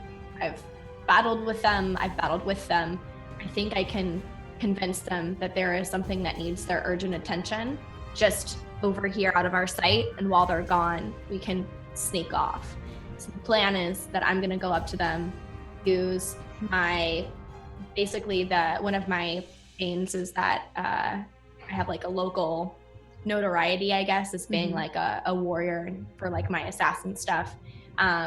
And convince them that there's been like a small kind of like uprising in the street that they need to take care of because no one else has shown up yet. And I can't handle the crowd by myself. Okay. So, are you going to approach them alone or with your party? What does everyone else think? I'll go with you just in case you might need some help convincing them. You can feign the damsel in distress. Like, it was awful. It was horrible. That's what we need you for. I feel like I may be able to help charm them or help them remember why they need to leave as well. Perfect. I will very much stay out of the line of any danger and stay with the lumber and muse over the model number of the shredder and maybe how to fix it if it really came absolutely necessary. I think Jonathan will stay behind too. Okay. So can I roll deception? Yeah, definitely. So you go ahead and the two of you approach the two guards. Their names are Samuel and Stanley, and they're actually twins. They're twin brothers, and they're both tall, strapping, very attractive lads. You can see like a sort of mop of messy blonde hair underneath a helmet, and they're both standing there like arguing with each other while playing cards, and they seem to be like kind of fighting over the rules, but they're still very alert and aware of what's going on around them, but they're also like at odds with each other right now. Okay. It So- looks like the actual thing wouldn't roll the 1d4. Right, okay, I see it. So I rolled a d10 and a d4 individually because I have that perception. Right, bonus. so you get advantage on the roll, right? Right. Okay. Oh wait, is that why it didn't work? Think so? No, there's something. It pops up and says choose advantage, neither a disadvantage. And doesn't do that when I click on it. Oh, okay. Well, Shoot straight there. I believe local hero gives you advantage on the rolls, right? It should, Yes, yeah. Yes. So, we'll actually drop the lowest number there, which would be 6. So you roll a 13. Yeah. Okay. So, yeah, how do you approach the two gentlemen? What do you say? So I kind of run up ahead of Dahlia and I like feign being out of breath. And I like come up to them and I'm like, what were their names again? Samuel and Stanley. Okay, so I'm like, Stan, there's a small kind of outburst of some people that are back there, and I tried to take them on myself, but as strong as I am, I can't handle, a group of 10 people. I need your help to come squash this before it really gets out of hand. And then like Dahlia kind of comes up like behind me. Mm-hmm. Samuel looks you up and down. He's like, you need my help? Last time I tried to help you with something, you almost broke my arm. Right, and if you don't want me to break your arm again, I need you to come help me and I need you to go fix this. And I get really serious and kind of like stand up like really straight and tall and get like really stern with him to try to intimidate him into doing it. Okay.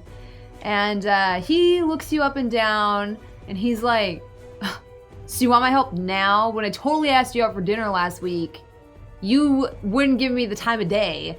And now you want me to what's going on? And he looks confused. Can I just like, I'm just gonna grab him like by this part of his arm, like really hard. And I'm like, there's an outburst. I need you to fix it.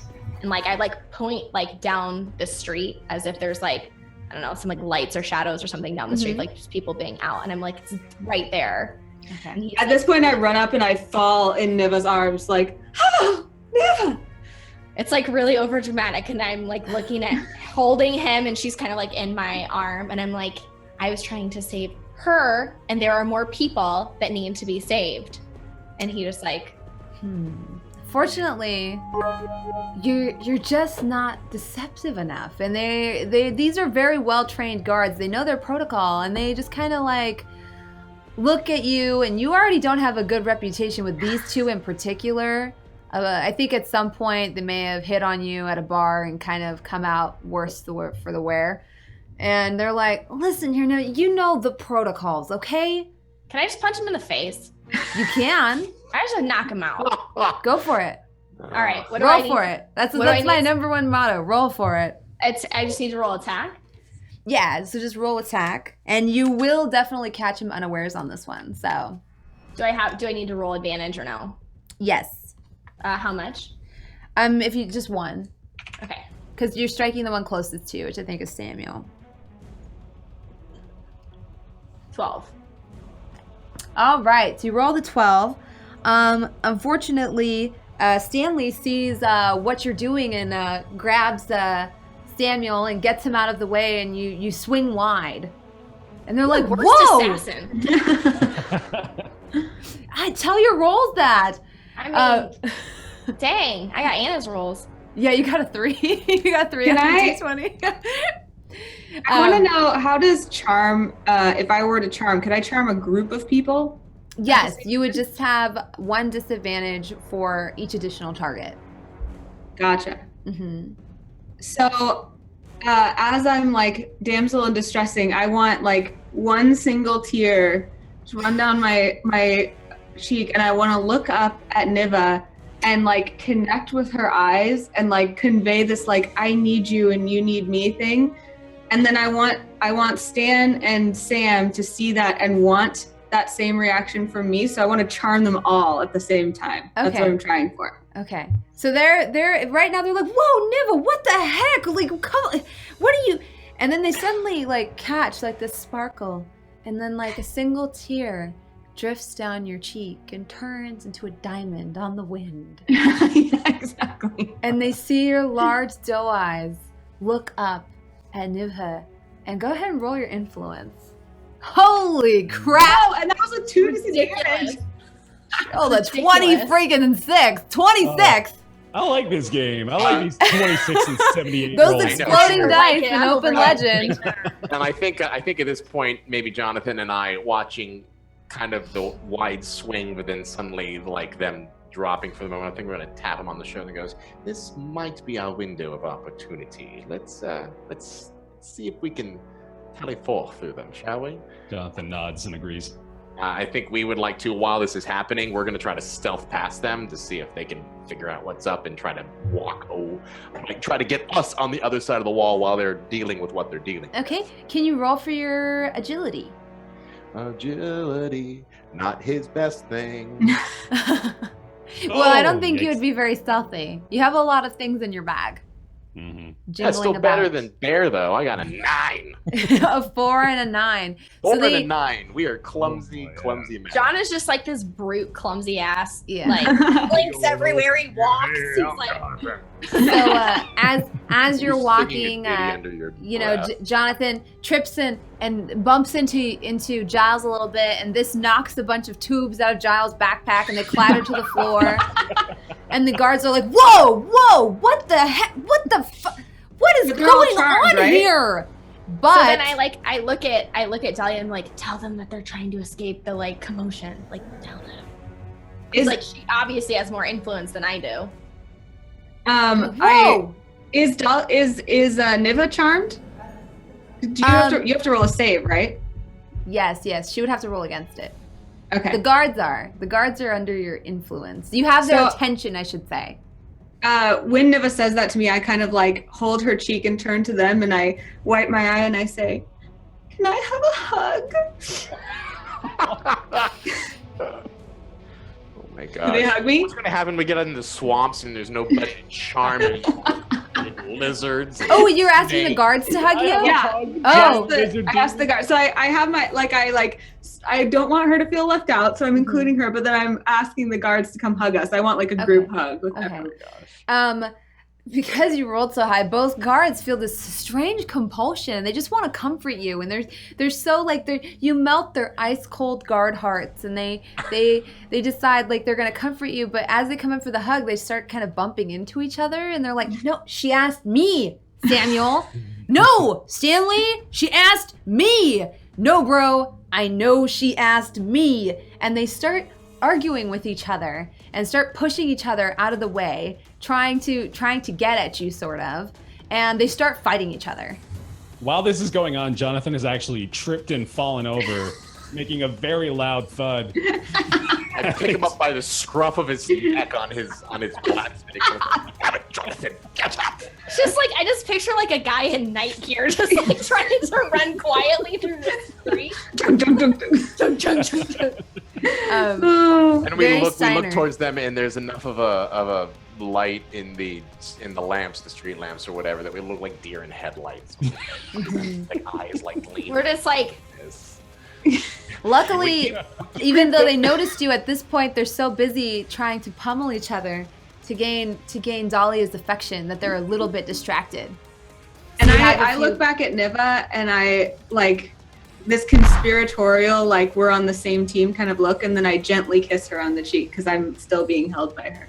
They get even more emboldened and they just start going at it. And Samuel and Stanley just start pummeling each other. And Samuel gets on top of Stanley and he's like punching him. And he's like, "You always do this!" And they're just fighting each other.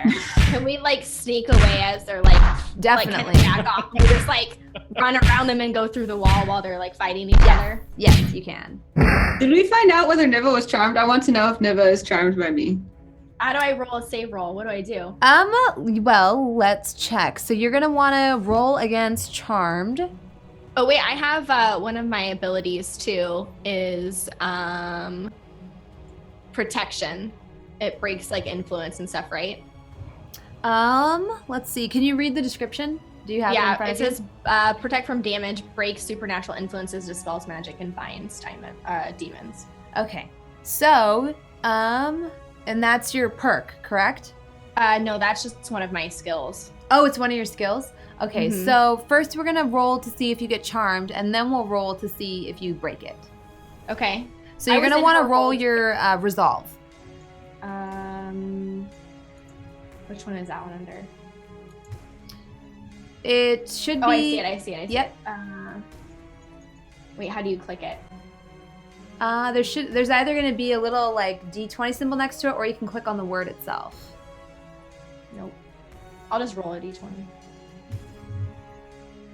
18. Ooh, 18. Ah, And what's your resolve score? Or do you have a number there? 13. Yeah, 13. Okay, yeah. So you definitely Dang it. passed that. you still let me kiss you on the cheek though? No. I mean, I let it happen for the sake of like whatever, but you can tell that I'm really like Not pushing confused. you're pushing it. As far as my countenance looks, it still seems like I think you liked it. You think I do, but it's Yeah. very clear to like the two of them that they're like, oh, she's pissed. Yeah, She's fuming. it's fine. It's fine. We're Okay. glad we're over there. So I feel yeah, like this would be the thing that Jonathan would be like, as he's like sneaking, he would be like, what's happening? Yeah. but yeah, they are pretty distracted. And I think you said you wanted to try to sneak past. Yeah. Yeah, you could just walk right past them. She was incredibly effective on that roll. Blow them a kiss. And just walk past. Well, Bye. two brothers probably kill each other. Bye. Aw, sad ending for the twins. Oh. Bye. What happens to them after they stop fighting? They realize we're gone. They're gonna Probably feel bodies really on- foolish, I imagine. They're gonna be like, And- wait, what? But you know that twin Not another rivalry. story. Yeah. They have that. I They have also- that brotherly rivalry right now.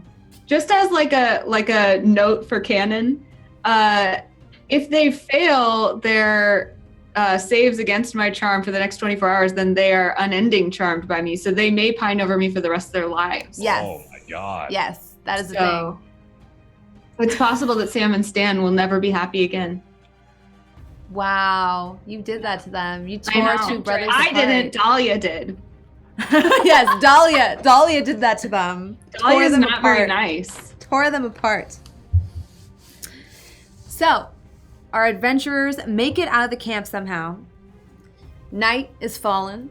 There's a full moon, so there's some light outside, and there's also the gentle purple glow of the portal that has brought you all here, Eternity's Gate, sort of emanating. But as you make your way towards the tree line, you quickly realize that it's probably going to be too dark to continue much further. Now you could try to, I think a couple of you have some torches in your bags. You can try to do torches. I'm not sure if you want to make camp for the night or how you want to proceed. And Giles kind of, as we get into the tree line, starts taking his backpack down and starts pulling out the materials to make a camp. He's not really asking for permission. He's just kind of assuming that this is where we're going to be stopping off for the night. And Chandler goes, Niva, dear, would you mind gathering some kindling for a fire tonight? Sounds great. I'm like, they can tell that I'm really agitated over what just went down because I'm not used to failing punches. So like they can tell between that whole interaction, like I just need to blow off steam. So I'm gonna like head on off to like punch trees and just get all of the supplies they need to. Yes, excellent. And Jonathan, as our man-at-arms, what are we having for dinner tonight? I'll go find out. And he takes off to go on the hunt. Oh, good. Well, now, that leaves the time for you and I to continue our discussion, Dahlia. Oh, of course. Do we head off in the same direction? Like, are Jonathan and I going together? Do we head? Yeah, let's have them go in about the same direction. Yeah, it's up to you guys. Mm-hmm. Okay, we can go in the same direction. Okay. That's fine, because Dahlia and I are literally just going to talk about nothing for Yeah. Academia words, blah, blah, blah, trying to impress each other, blah, blah, blah. It's literally just a pissing contest of the minds. Just slightly negging you and blah, blah, blah. Like, right. Yeah. And me being completely oblivious to the negging. Yeah. So Jonathan runs one up. in the same direction that Neva was going, and he's at this point, you know, he was kind of stricken by her back at the tavern, but having just experienced what he did, seeing the showcase of her abilities, he's now intimidated by her on multiple levels, and he's never really had to deal with this with a woman before. He's so used to, you know, being in control of a conversation, knowing just what to say, knowing how to win people over, but it's different here. So I walk alongside her, having caught up, and attempt to make conversation. So, have you been an assassin long? Jonathan Come got to this, game, come son. to this forest often? And so I just like, without like breaking my gaze, and like as we're walking, I'm still just like really angrily like picking up sticks and like snapping limbs off trees and just like gathering all this stuff. And like without breaking my focus, I just like say, long enough to kill people with my bare hands. And I just like keep going and like don't even really pay him any attention. That pained me. Definitely, I you know, resonated with me, that response. Stupid. We Have you been an assassin often? we keep walking along. I still struggle to come up with conversation topics. So I just like look at him and like realizing that he's like trying, and I'm not intentionally like a huge bitch. I'm kind of just stone cold, right? Like I have a lot of walls. I don't really let people in, but like I realize that he's like obviously trying. And so I like turn to him and I'm like, are you supposed to be killing something right now to eat or? Yeah. I'll go look. He just books it. Just like printing in some random direction. Who among us has not gone through this emotion before? Just turns around. I was hoping he would say, "Can you help?" But you can book it. That's fine. He's Whatever. terrified of her. I can tell that this swamp adventure is going to be filled with a lot of intrigue. A lot of tension and awkward silence. Love it. So I finished like gathering all of my like sticks and stuff, and I head back to the camp kind of makeshift site. Okay. And Jonathan, I have you roll perception to see if you find anything while you're out in the forest. Terrific. Mm-hmm. There we go. Oh, an 8. An Bring 8. a Find a lot good of one. money. You A only small needed rodent. you only needed a 10. So unfortunately, you don't find anything. And now you were already kind of distracted because you feel like you made a fool of yourself, and you don't really find anything while you're out there, and you're sure that Bella has probably packed you some sort of food in your pack, so it looks like there'll be no hot meals tonight, just, bread and whatever else. Before he gets back, can I notice that he's been gone for a little bit longer and roll perception to try to help him and see if I can kill something for him? Definitely. Yeah, definitely. Oh, that's a great way to make him feel like he's right. Really, You're just gonna make this worse. Have you been on Man at Arms? Oh no! Oh my gosh! Oh god! You guys, I just want everyone to know that I have perception, so I had to roll a d20 plus a d10. Oh no! And you got a 5. And just And for I the got a purposes, you got a 5. 5, which 5. means you rolled. You had a d20 plus your A d10. 1. You rolled a 4, and then you rolled a 1. Yep. Yes.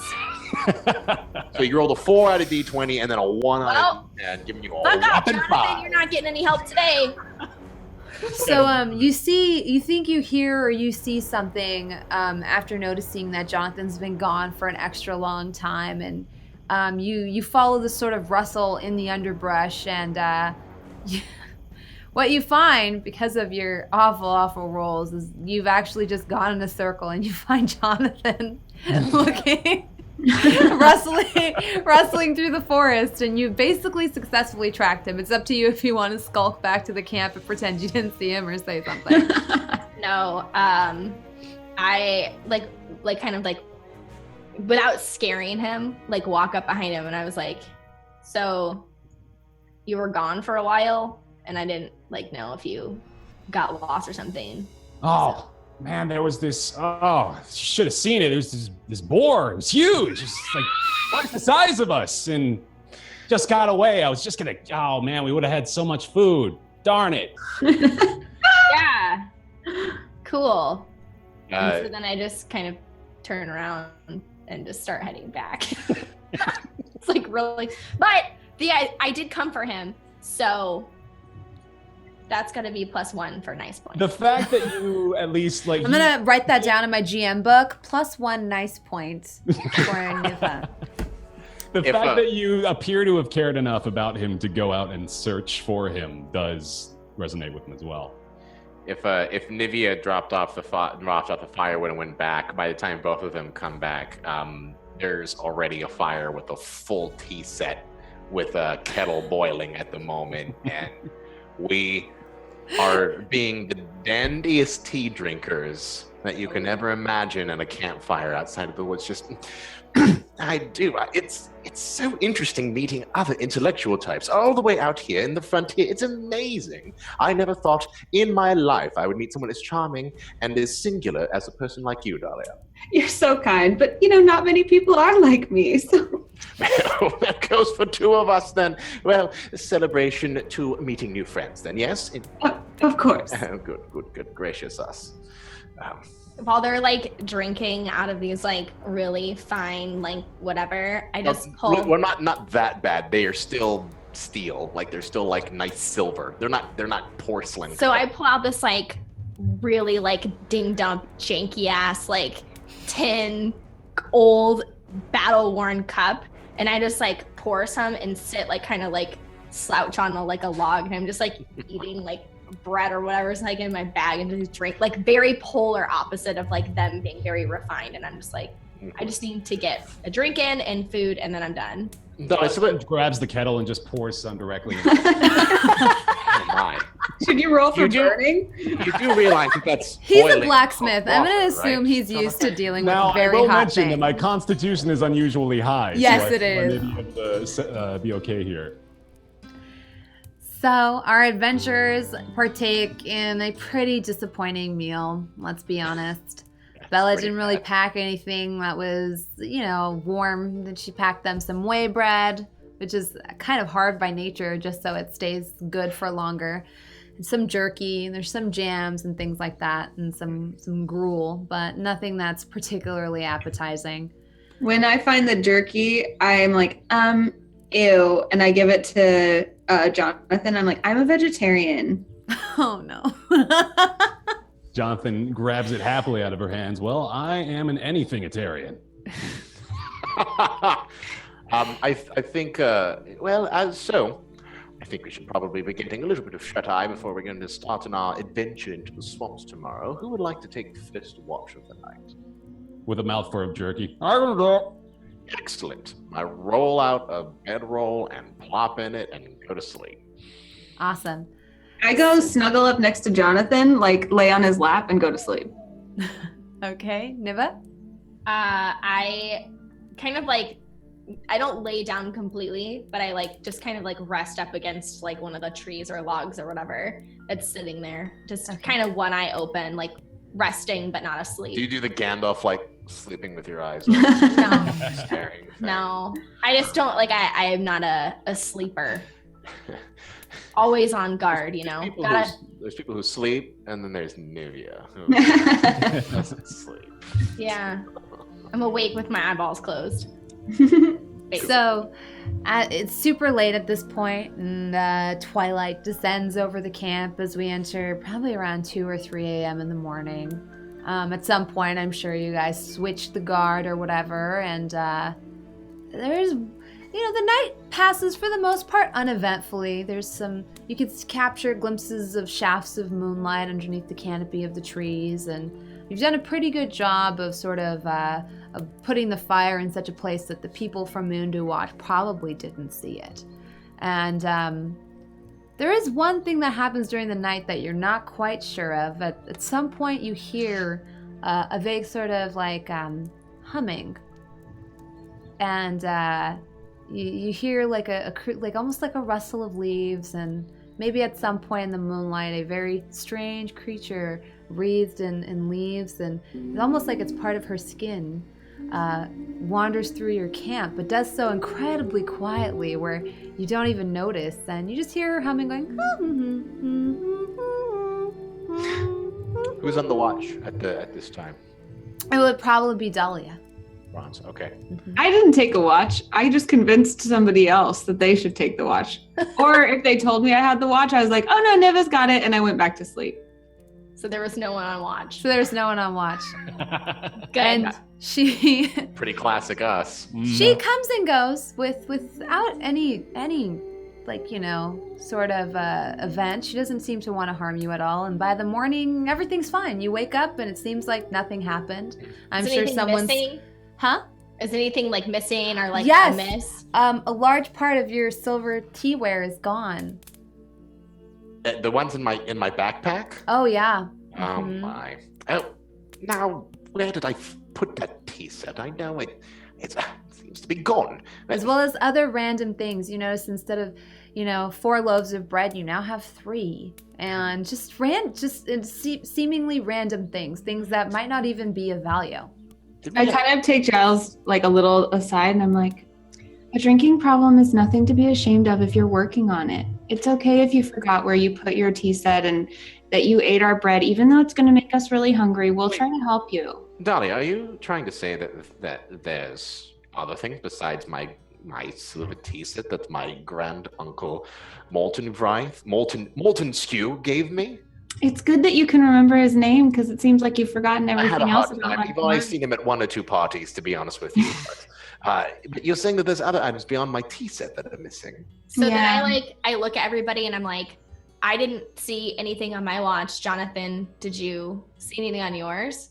No. Mm-mm. Okay. Did you see anything at yours? And I like motion towards like Giles. It's Giles again. But Giles. yes, I don't believe so. I don't do names, buddy. That's fine. No, it's well.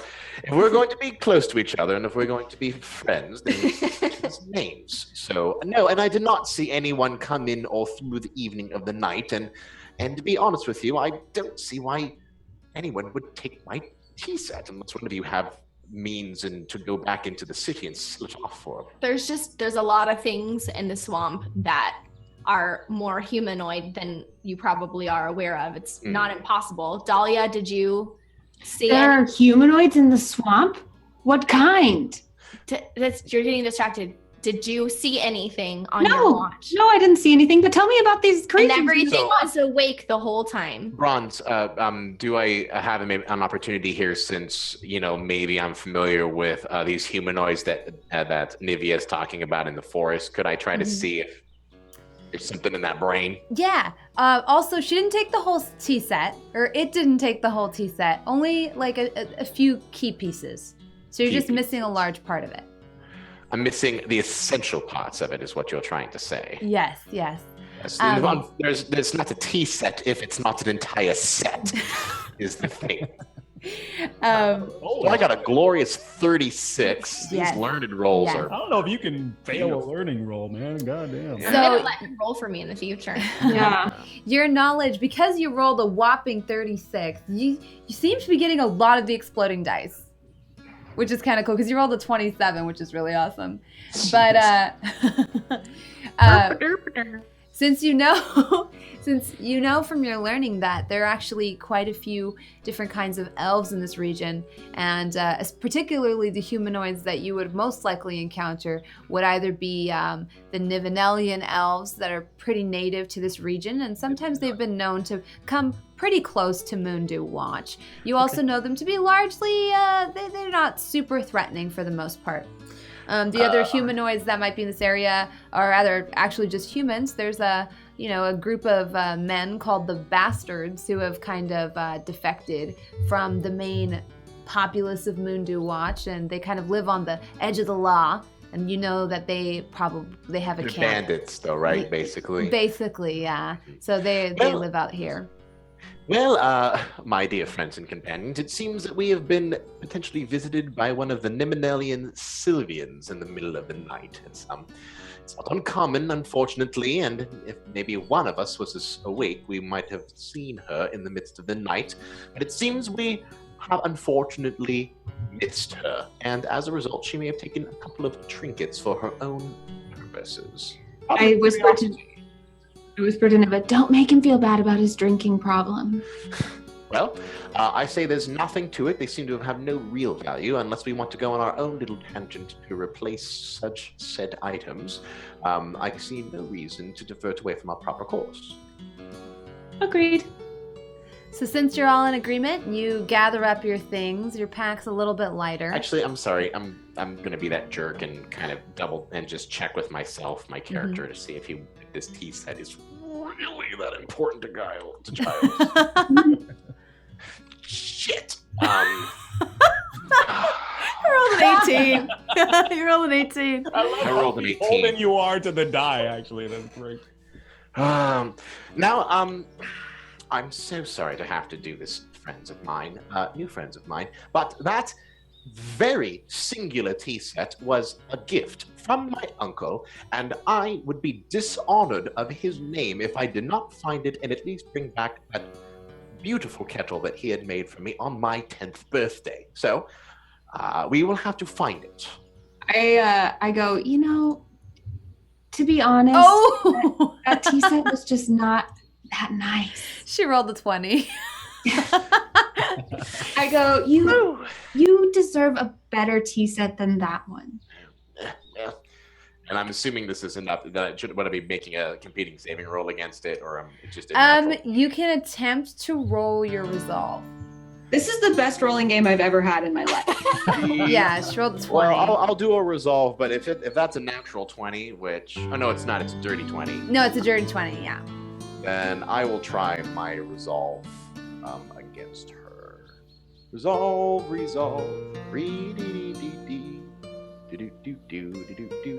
think you just have to roll a d20. Oh, I'm sorry. That's okay. I did the same thing earlier. Well, you might have some modifiers on your resolve. That 4 is not going to do much for you, buddy. Yeah, that 4 is not going to help me. Yeah, I doubt throw away the rest of the tea set. You're like, you're right. This is gross. Dahlia, let's play this out a little bit. Do you want to lead your response? Just between you and me, I think you have better taste than your great uncle so-and-so. I think you should wait until we are done with our quest to get the artifact and then find yourself a better tea set. To to be honest with you, I never really liked Great Uncle Montesquieu. No. And so I pack up the rest of the tea set into whatever, and I just leave it at the camp. Just leave the tea set. Now, but I will miss a good cup of tea in the morning. Well, I suppose you wouldn't mind sharing your cup with me. Oh, I'm sure you'll find another cup. And I just walk away. Excellent. Well, a Schlichtenberg man without his morning tea is like a dog without his ball. As we continue to walk, he's really bad at analogies. And I'm just like, Oh my god. And we walk out of the camp. Dahlia's All like, right. yeah. So totally. our adventurers carry on along their path. They have a general idea of where to go since Giles is, the maps he does have lead them to the right direction. So they go through the forest without much, event. Things are going pretty well. They see some wildlife here and there. And soon, the sort of lush, rainforest-esque jungles start to change as we approach, the afternoon and the sun is high in the sky and things start to get almost humid. And it's starting to get a little warm, and you notice that instead of like the tall sort of like thick foliage that you had a few miles back, the trees are almost becoming like covered in mosses and lichens, and there's vines hanging from them, and the terrain is slowly starting to become like almost soggier, and soon you start to see just a very marsh-like environment is starting to come up around you. And you see in pockets like just fuming like pools of liquid that you're not quite sure what they do. Well, Giles might know. Well, I'll either make a roll for it or I'm pretty sure you'll auto succeed on it. Yeah. Yeah. Okay. Giles knows everything. From Giles's knowledge of the local sort of topography, he knows that these are the really quite famous, acidic pools that exist in this part of the swamp, and he knows that you have now you've reached the outskirts of the swamp Ovalens. The swamps of Allens? Ovalens, yeah. Swamps of Allens. Mm-hmm. We are coming presently upon the swamps of Allens, and as you will see to your left and right, and ahead and behind us, that these are the famous acidic pools of Revel. So please make sure whatever you do, don't get your feet or other extremities inside of it, because there is a reason it is called the acidic pools. And I'm acting like we're going on a freaking museum tour. Yes. Like we're in the safest place possible. It's not dangerous, and I just point out whatever I think is interesting and just keep talking about it. and I when to drive the point home, when he says it, I turn around and I look at the rest of the group and I pick up a stick and throw it into one of these pools just to watch it sizzle and burn and disintegrate, just to prove a point, don't touch it. Mm-hmm. Yeah. Do we know do we know before we set out what direction we're heading, or how we would be in an indicator that we would know when we were getting close to said artifact? Yeah, definitely. So you know that the whispers and rumors of this artifact originate from a town on the border of the swamp. And you actually have no idea where precisely it is, since expeditions into this part of the country are kind of forbidden. So you basically have your eyes and ears to the ground. Well, maybe just your ears. And you're going to try to get to this rumored outpost and see if by talking to the locals you can find out the location of said artifact. Because everything you know at this point is just rumors, whisperings of something strange happening out there. We haven't come across that outpost town yet. No, not yet. You would know, since you're the cartographer, that you're actually quite a far way away. It would be almost well, I have a map. And are we at a stage in which my maps are no longer helping us anymore, or not yet? You have a pretty good knowledge up until this area, since it's the swamp that you haven't charted yet, and you're just at the outskirts of the swamp.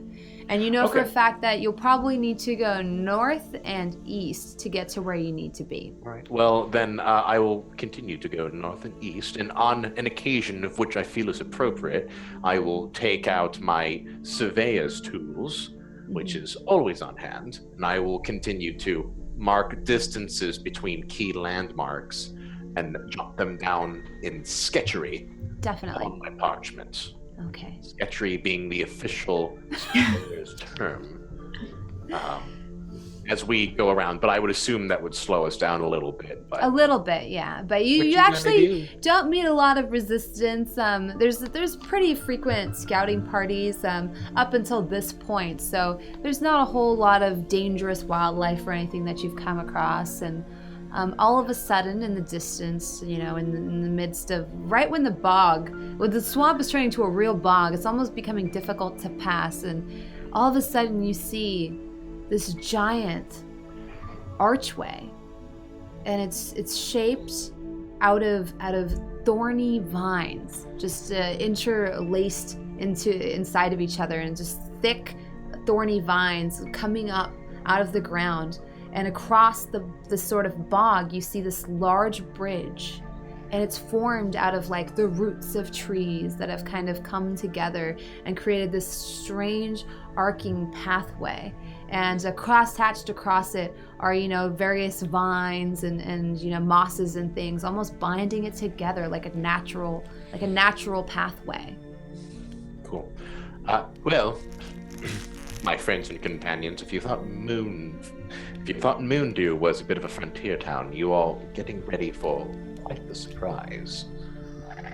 Definitely. I run forward excitedly and examine the bridge and the root structures and try to determine whether this is man-made or nature-made or magical. Now, Dahlia, I will advise you that the natives here don't take kindly to pressure or prodding of their creations. They are all bound by their will, and offending the plants will be like offending them. And I would advise you to treat them as if they were your own offspring. Kind of out of earshot, John is over. He's drawn his sword and he just kind of nudges at the roots. I go over and I Clanging on slap his stuff. hand as hard as I can with that sword hand on there and goes, "Put that away." Yeah, it's a bit like walking straight into a brawl with a. I have to come up with a terrible analogy. A fruit bat. It'd be like walking into a cave with a piece of guano and a fruit bat fort. Oh wait, here. I'm gonna make it even better. Stand by. That'd be like going and pulling up the skirt of a peeler. Jonathan is just. I think you've said all three of these comparisons, and each of them he's just dead, Yeah. stone-faced for all of them. Yeah. So, Yeah, we're all kind eventually- of like, he turns around, we're all kind of just like, And while you're all arguing, you see a mysteriously clad woman. She has very prominent cheekbones and an almost gaunt face, and it's strange. Her armor almost seems to be made out of bark and trees, and it has like spines and different sort of like thorns and barbs jutting from it. She looks very intimidating, and she's standing at the far end of the bridge, and she looks at you all and she says, "What business have you to cross the Thorn Bridge?" Is she speaking common or is she speaking in Aureylian? She's speaking in a language you can definitely understand. We can definitely understand. Mm-hmm. Is there an individual language for the elves that maybe I would know? Even if I do it in a broken, terrible way, I want to try to. Oh, like if you could speak the language of the people of Ruvio? Yeah. I don't know. Is that a part of your backstory? Well, if I'm charting out the area and if I'm basically playing Jane Austen in this part, even if I didn't know it well and if I'm familiar enough with this fort, I may have taken the time to learn a couple of key phrases, even if it's just enough to be offensively broken. Yeah, and actually, you also know quite a bit about the Nivenelians, so you probably know a little bit about what they're saying, but being So that she instead of having guards a conversation with her about it, because she's still speaking common, I will just, in the Nivenelian language, just do a broken formal greeting and then start speaking in English again. So She spits on the ground. I say, please excuse my very rude associate. That was And a formal Gavendelian greeting. I curtsy deeply and I say, we've come here in response to your invitation. And I try to do memory alteration on her. Okay. So I'll just have you roll for it. What, do I roll influence on that one? Yes. Did it work? Hello? Hello? Oh. And I have neither advantage or disadvantage, right? You do not know. Okay. I rolled an 11. That does, it has no effect on her. And in fact, when she sees that you're kind of trying to manipulate her or play games with her, she gets a bit upset and she says, "Move aside, wench." Does my extension of like my like heroism extend this far, since we're not like that far out of the outskirts of Well, the camp? being that this lady is from Ruviel, your influence would it wouldn't have any effect on her in your Okay. acts of your heroic deeds. Can I I'm just gonna like kind of look at the two of them and just like, as the kind of armored up one of the group, just kind of like kneel down and look at her and just be honest. So I'm just gonna genuinely tell her, we've traveled this far because we're on search for an artifact that we believe could help our people, and we're hoping that you'll trust us to let us pass. Man, I got no luck today. Oh, yes, because the bounties of our land are clearly yours to take.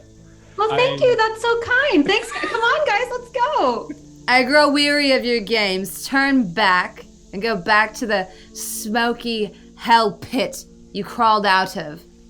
Giles, completely unaware of the danger that he's in at the moment, is going to get blindly offended and start walking across the thorn bridge while they're going.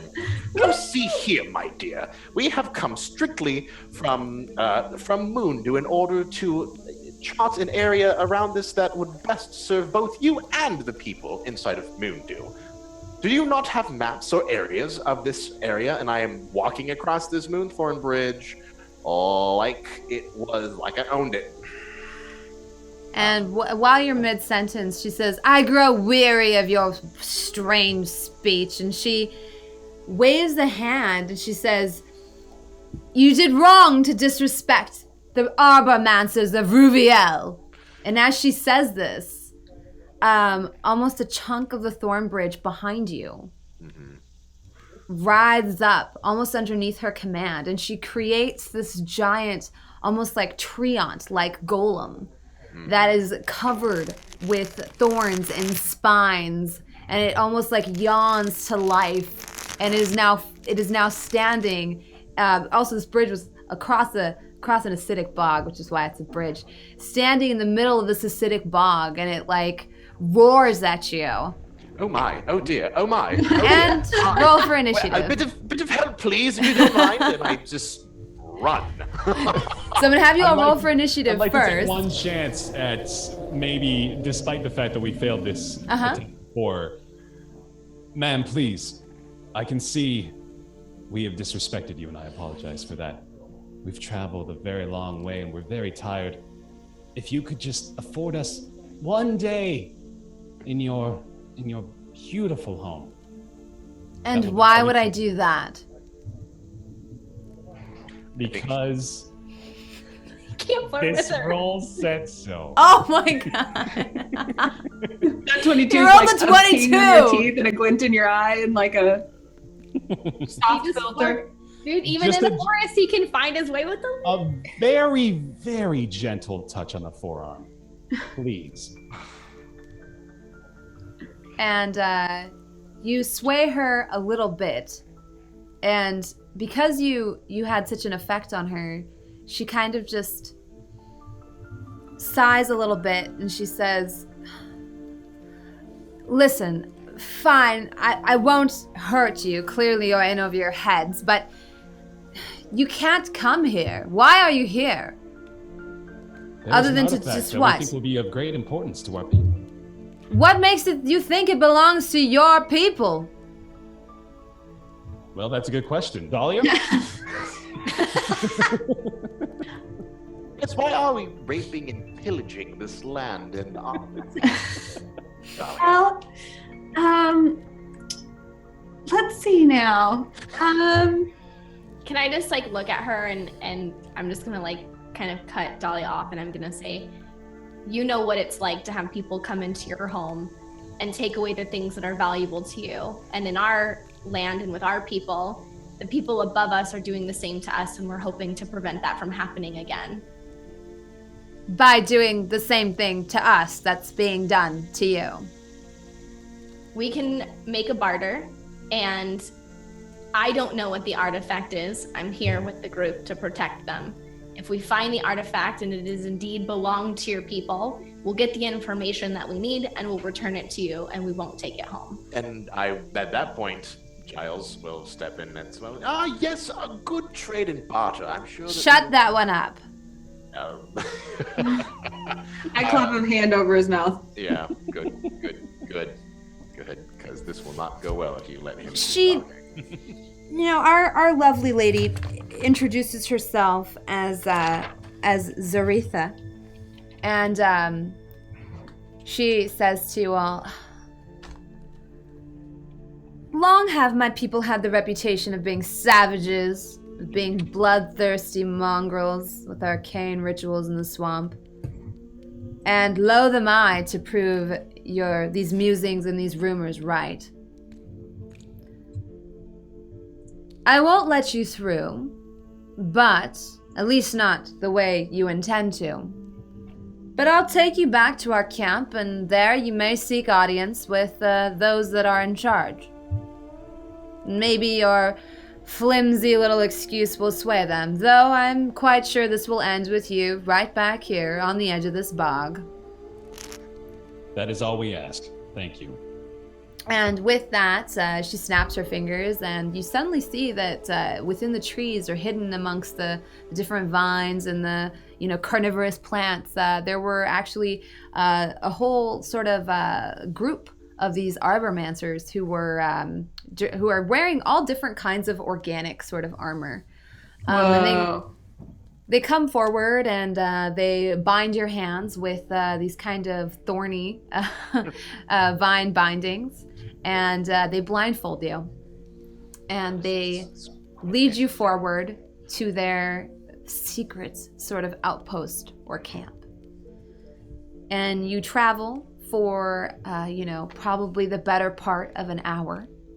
And eventually you're brought into what feels like, a sort of warm, enclosed space. The air's a little bit stuffy, and you can feel underneath your feet it's not quite as slimy and boggy anymore. And you can hear the sort of the general sounds of a town around you. And they unblindfold you, and you see that you've actually all been put inside of what looks like a cage or a barrack or something like that, and it's next to you're in a room that's basically has a bunch of different cages in it. Luckily for you, you've all been put into the same large enclosure or prison, and Zaretha looks you all over and says, "Don't worry, we won't keep you here forever." And then she kind of just looks up and thinks for a moment, and she says, "All right, who among you is the leader?" I step forward and I kind of conspiratorially look at her, and I motion her to come closer to the cage. Mm-hmm. And I say, "You would do well to release one of the arcane bloodline from this jail." And I try to invoke my arcane bloodline pull. Okay. And can you go ahead and roll your influence for me? Yeah. Since you're so persuasive. Yeah. Dang it! I used up all my good rolls at the beginning. That's a 12. A 12, but that is actually enough, especially because you have the arcane bloodline trait. Okay. And she says, very well. And she opens the gate and she closes it behind you. And at this point, she also releases your bindings as well. And she says, follow me and you can have audience with those that are in charge here. And we'll see what is to be done with your friends. I turn back at them and wink. And she leads you off to where the rest of the party can no longer see you. And it is there, manacled and sitting in a prison cell, that our story ends for today. For what it's worth, I'm just going to be sketching the area around me, cross-legged, without too much care and concern. Hey, everybody except for Ivan was awesome. Poor Ivan. You guys are great. Now on camera. Now I'm on camera. That was so fun. Thank you, guys. My bubble! Guys, I'm going to be in Bronze's bubble for a little bit, and it's going to be uncomfortable for her. Stick around. Coming up next in 30 minutes, we have the season finale of Death from Above Renegades. And for those that don't know what Death from Above is, we've custom 3D printed 8-inch tall mechs. We drill into them, we burn them, we blow them up, we do a giant tabletop RPG out of it. This is the season finale of the mini-series. It's going to be super awesome. It's a freaking epic galactic space opera you should stick around for. But this was amazing. It will not be on next week because of Thanksgiving, but we'll be coming right back the week after that with guests in the next 3 episodes that include Matt Mercer, Jesse Cox, and Strippin. It's going to be awesome. And thank you so much, Anna, as our one-time guest. Thanks, We're gonna miss you, Anna. I know, I'm sad to not be part of the party. This was really fun. Thank you. What's going to happen to you now that you're She like just left off? us. Yeah, you just ditched us. They just took her and killed her, and they're gonna come back and say, "All right, who's next?" Who knows? Who knows where Dahlia will go next? Thank you guys Yeah, you're the so one much that brought for. us into this adventure, and now we're just lost. Bye. Thank you guys so much for joining me. I had a great time DMing this today. You're great. Yeah. Aw, you guys. Yeah. All right, well, I guess this is it for us. I guess one more time, if we could just go around. Ivan, let's start with you. We'll go clockwise. I'm Ivan. I am at Hydra_Lord. You can find me on the Twitters. You can also find me on my Twitches as well too. So yeah, you'll see. I mean, you'll see us in 2 weeks. There'll be Yes. more talking about Yes. great You'll things. see us in 2 weeks. Everyone except Anna, so memorize that face. Yeah. Boo! My study buddy's gone. Aw, maybe we can have tea again someday. Yeah, someday when we're not dead.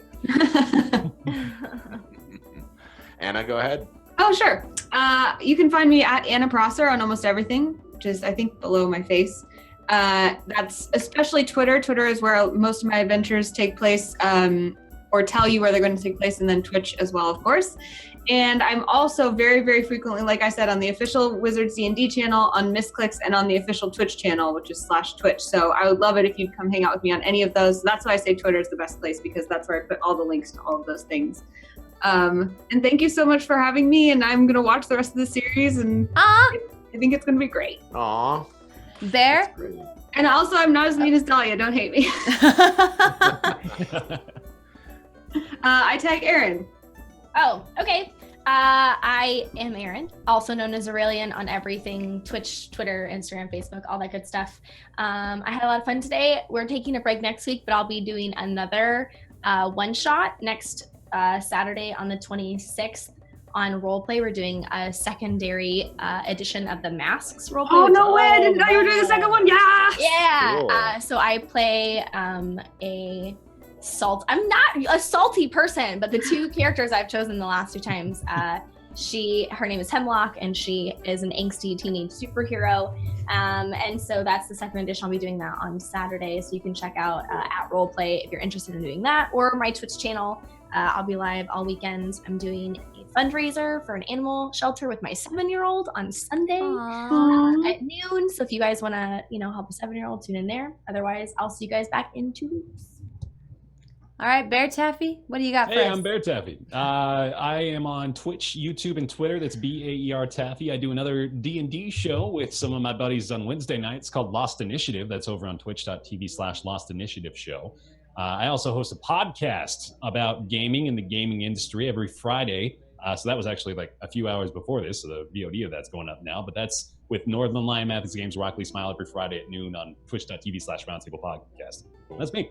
Awesome. And As long as we're talking about our RPG shows, Yeah. I'm sorry, I just thought Go I for would it. say too. I'm running the 7th C, 2nd edition, on Wednesdays from 4 to 6. So nice. Nice. there's All right.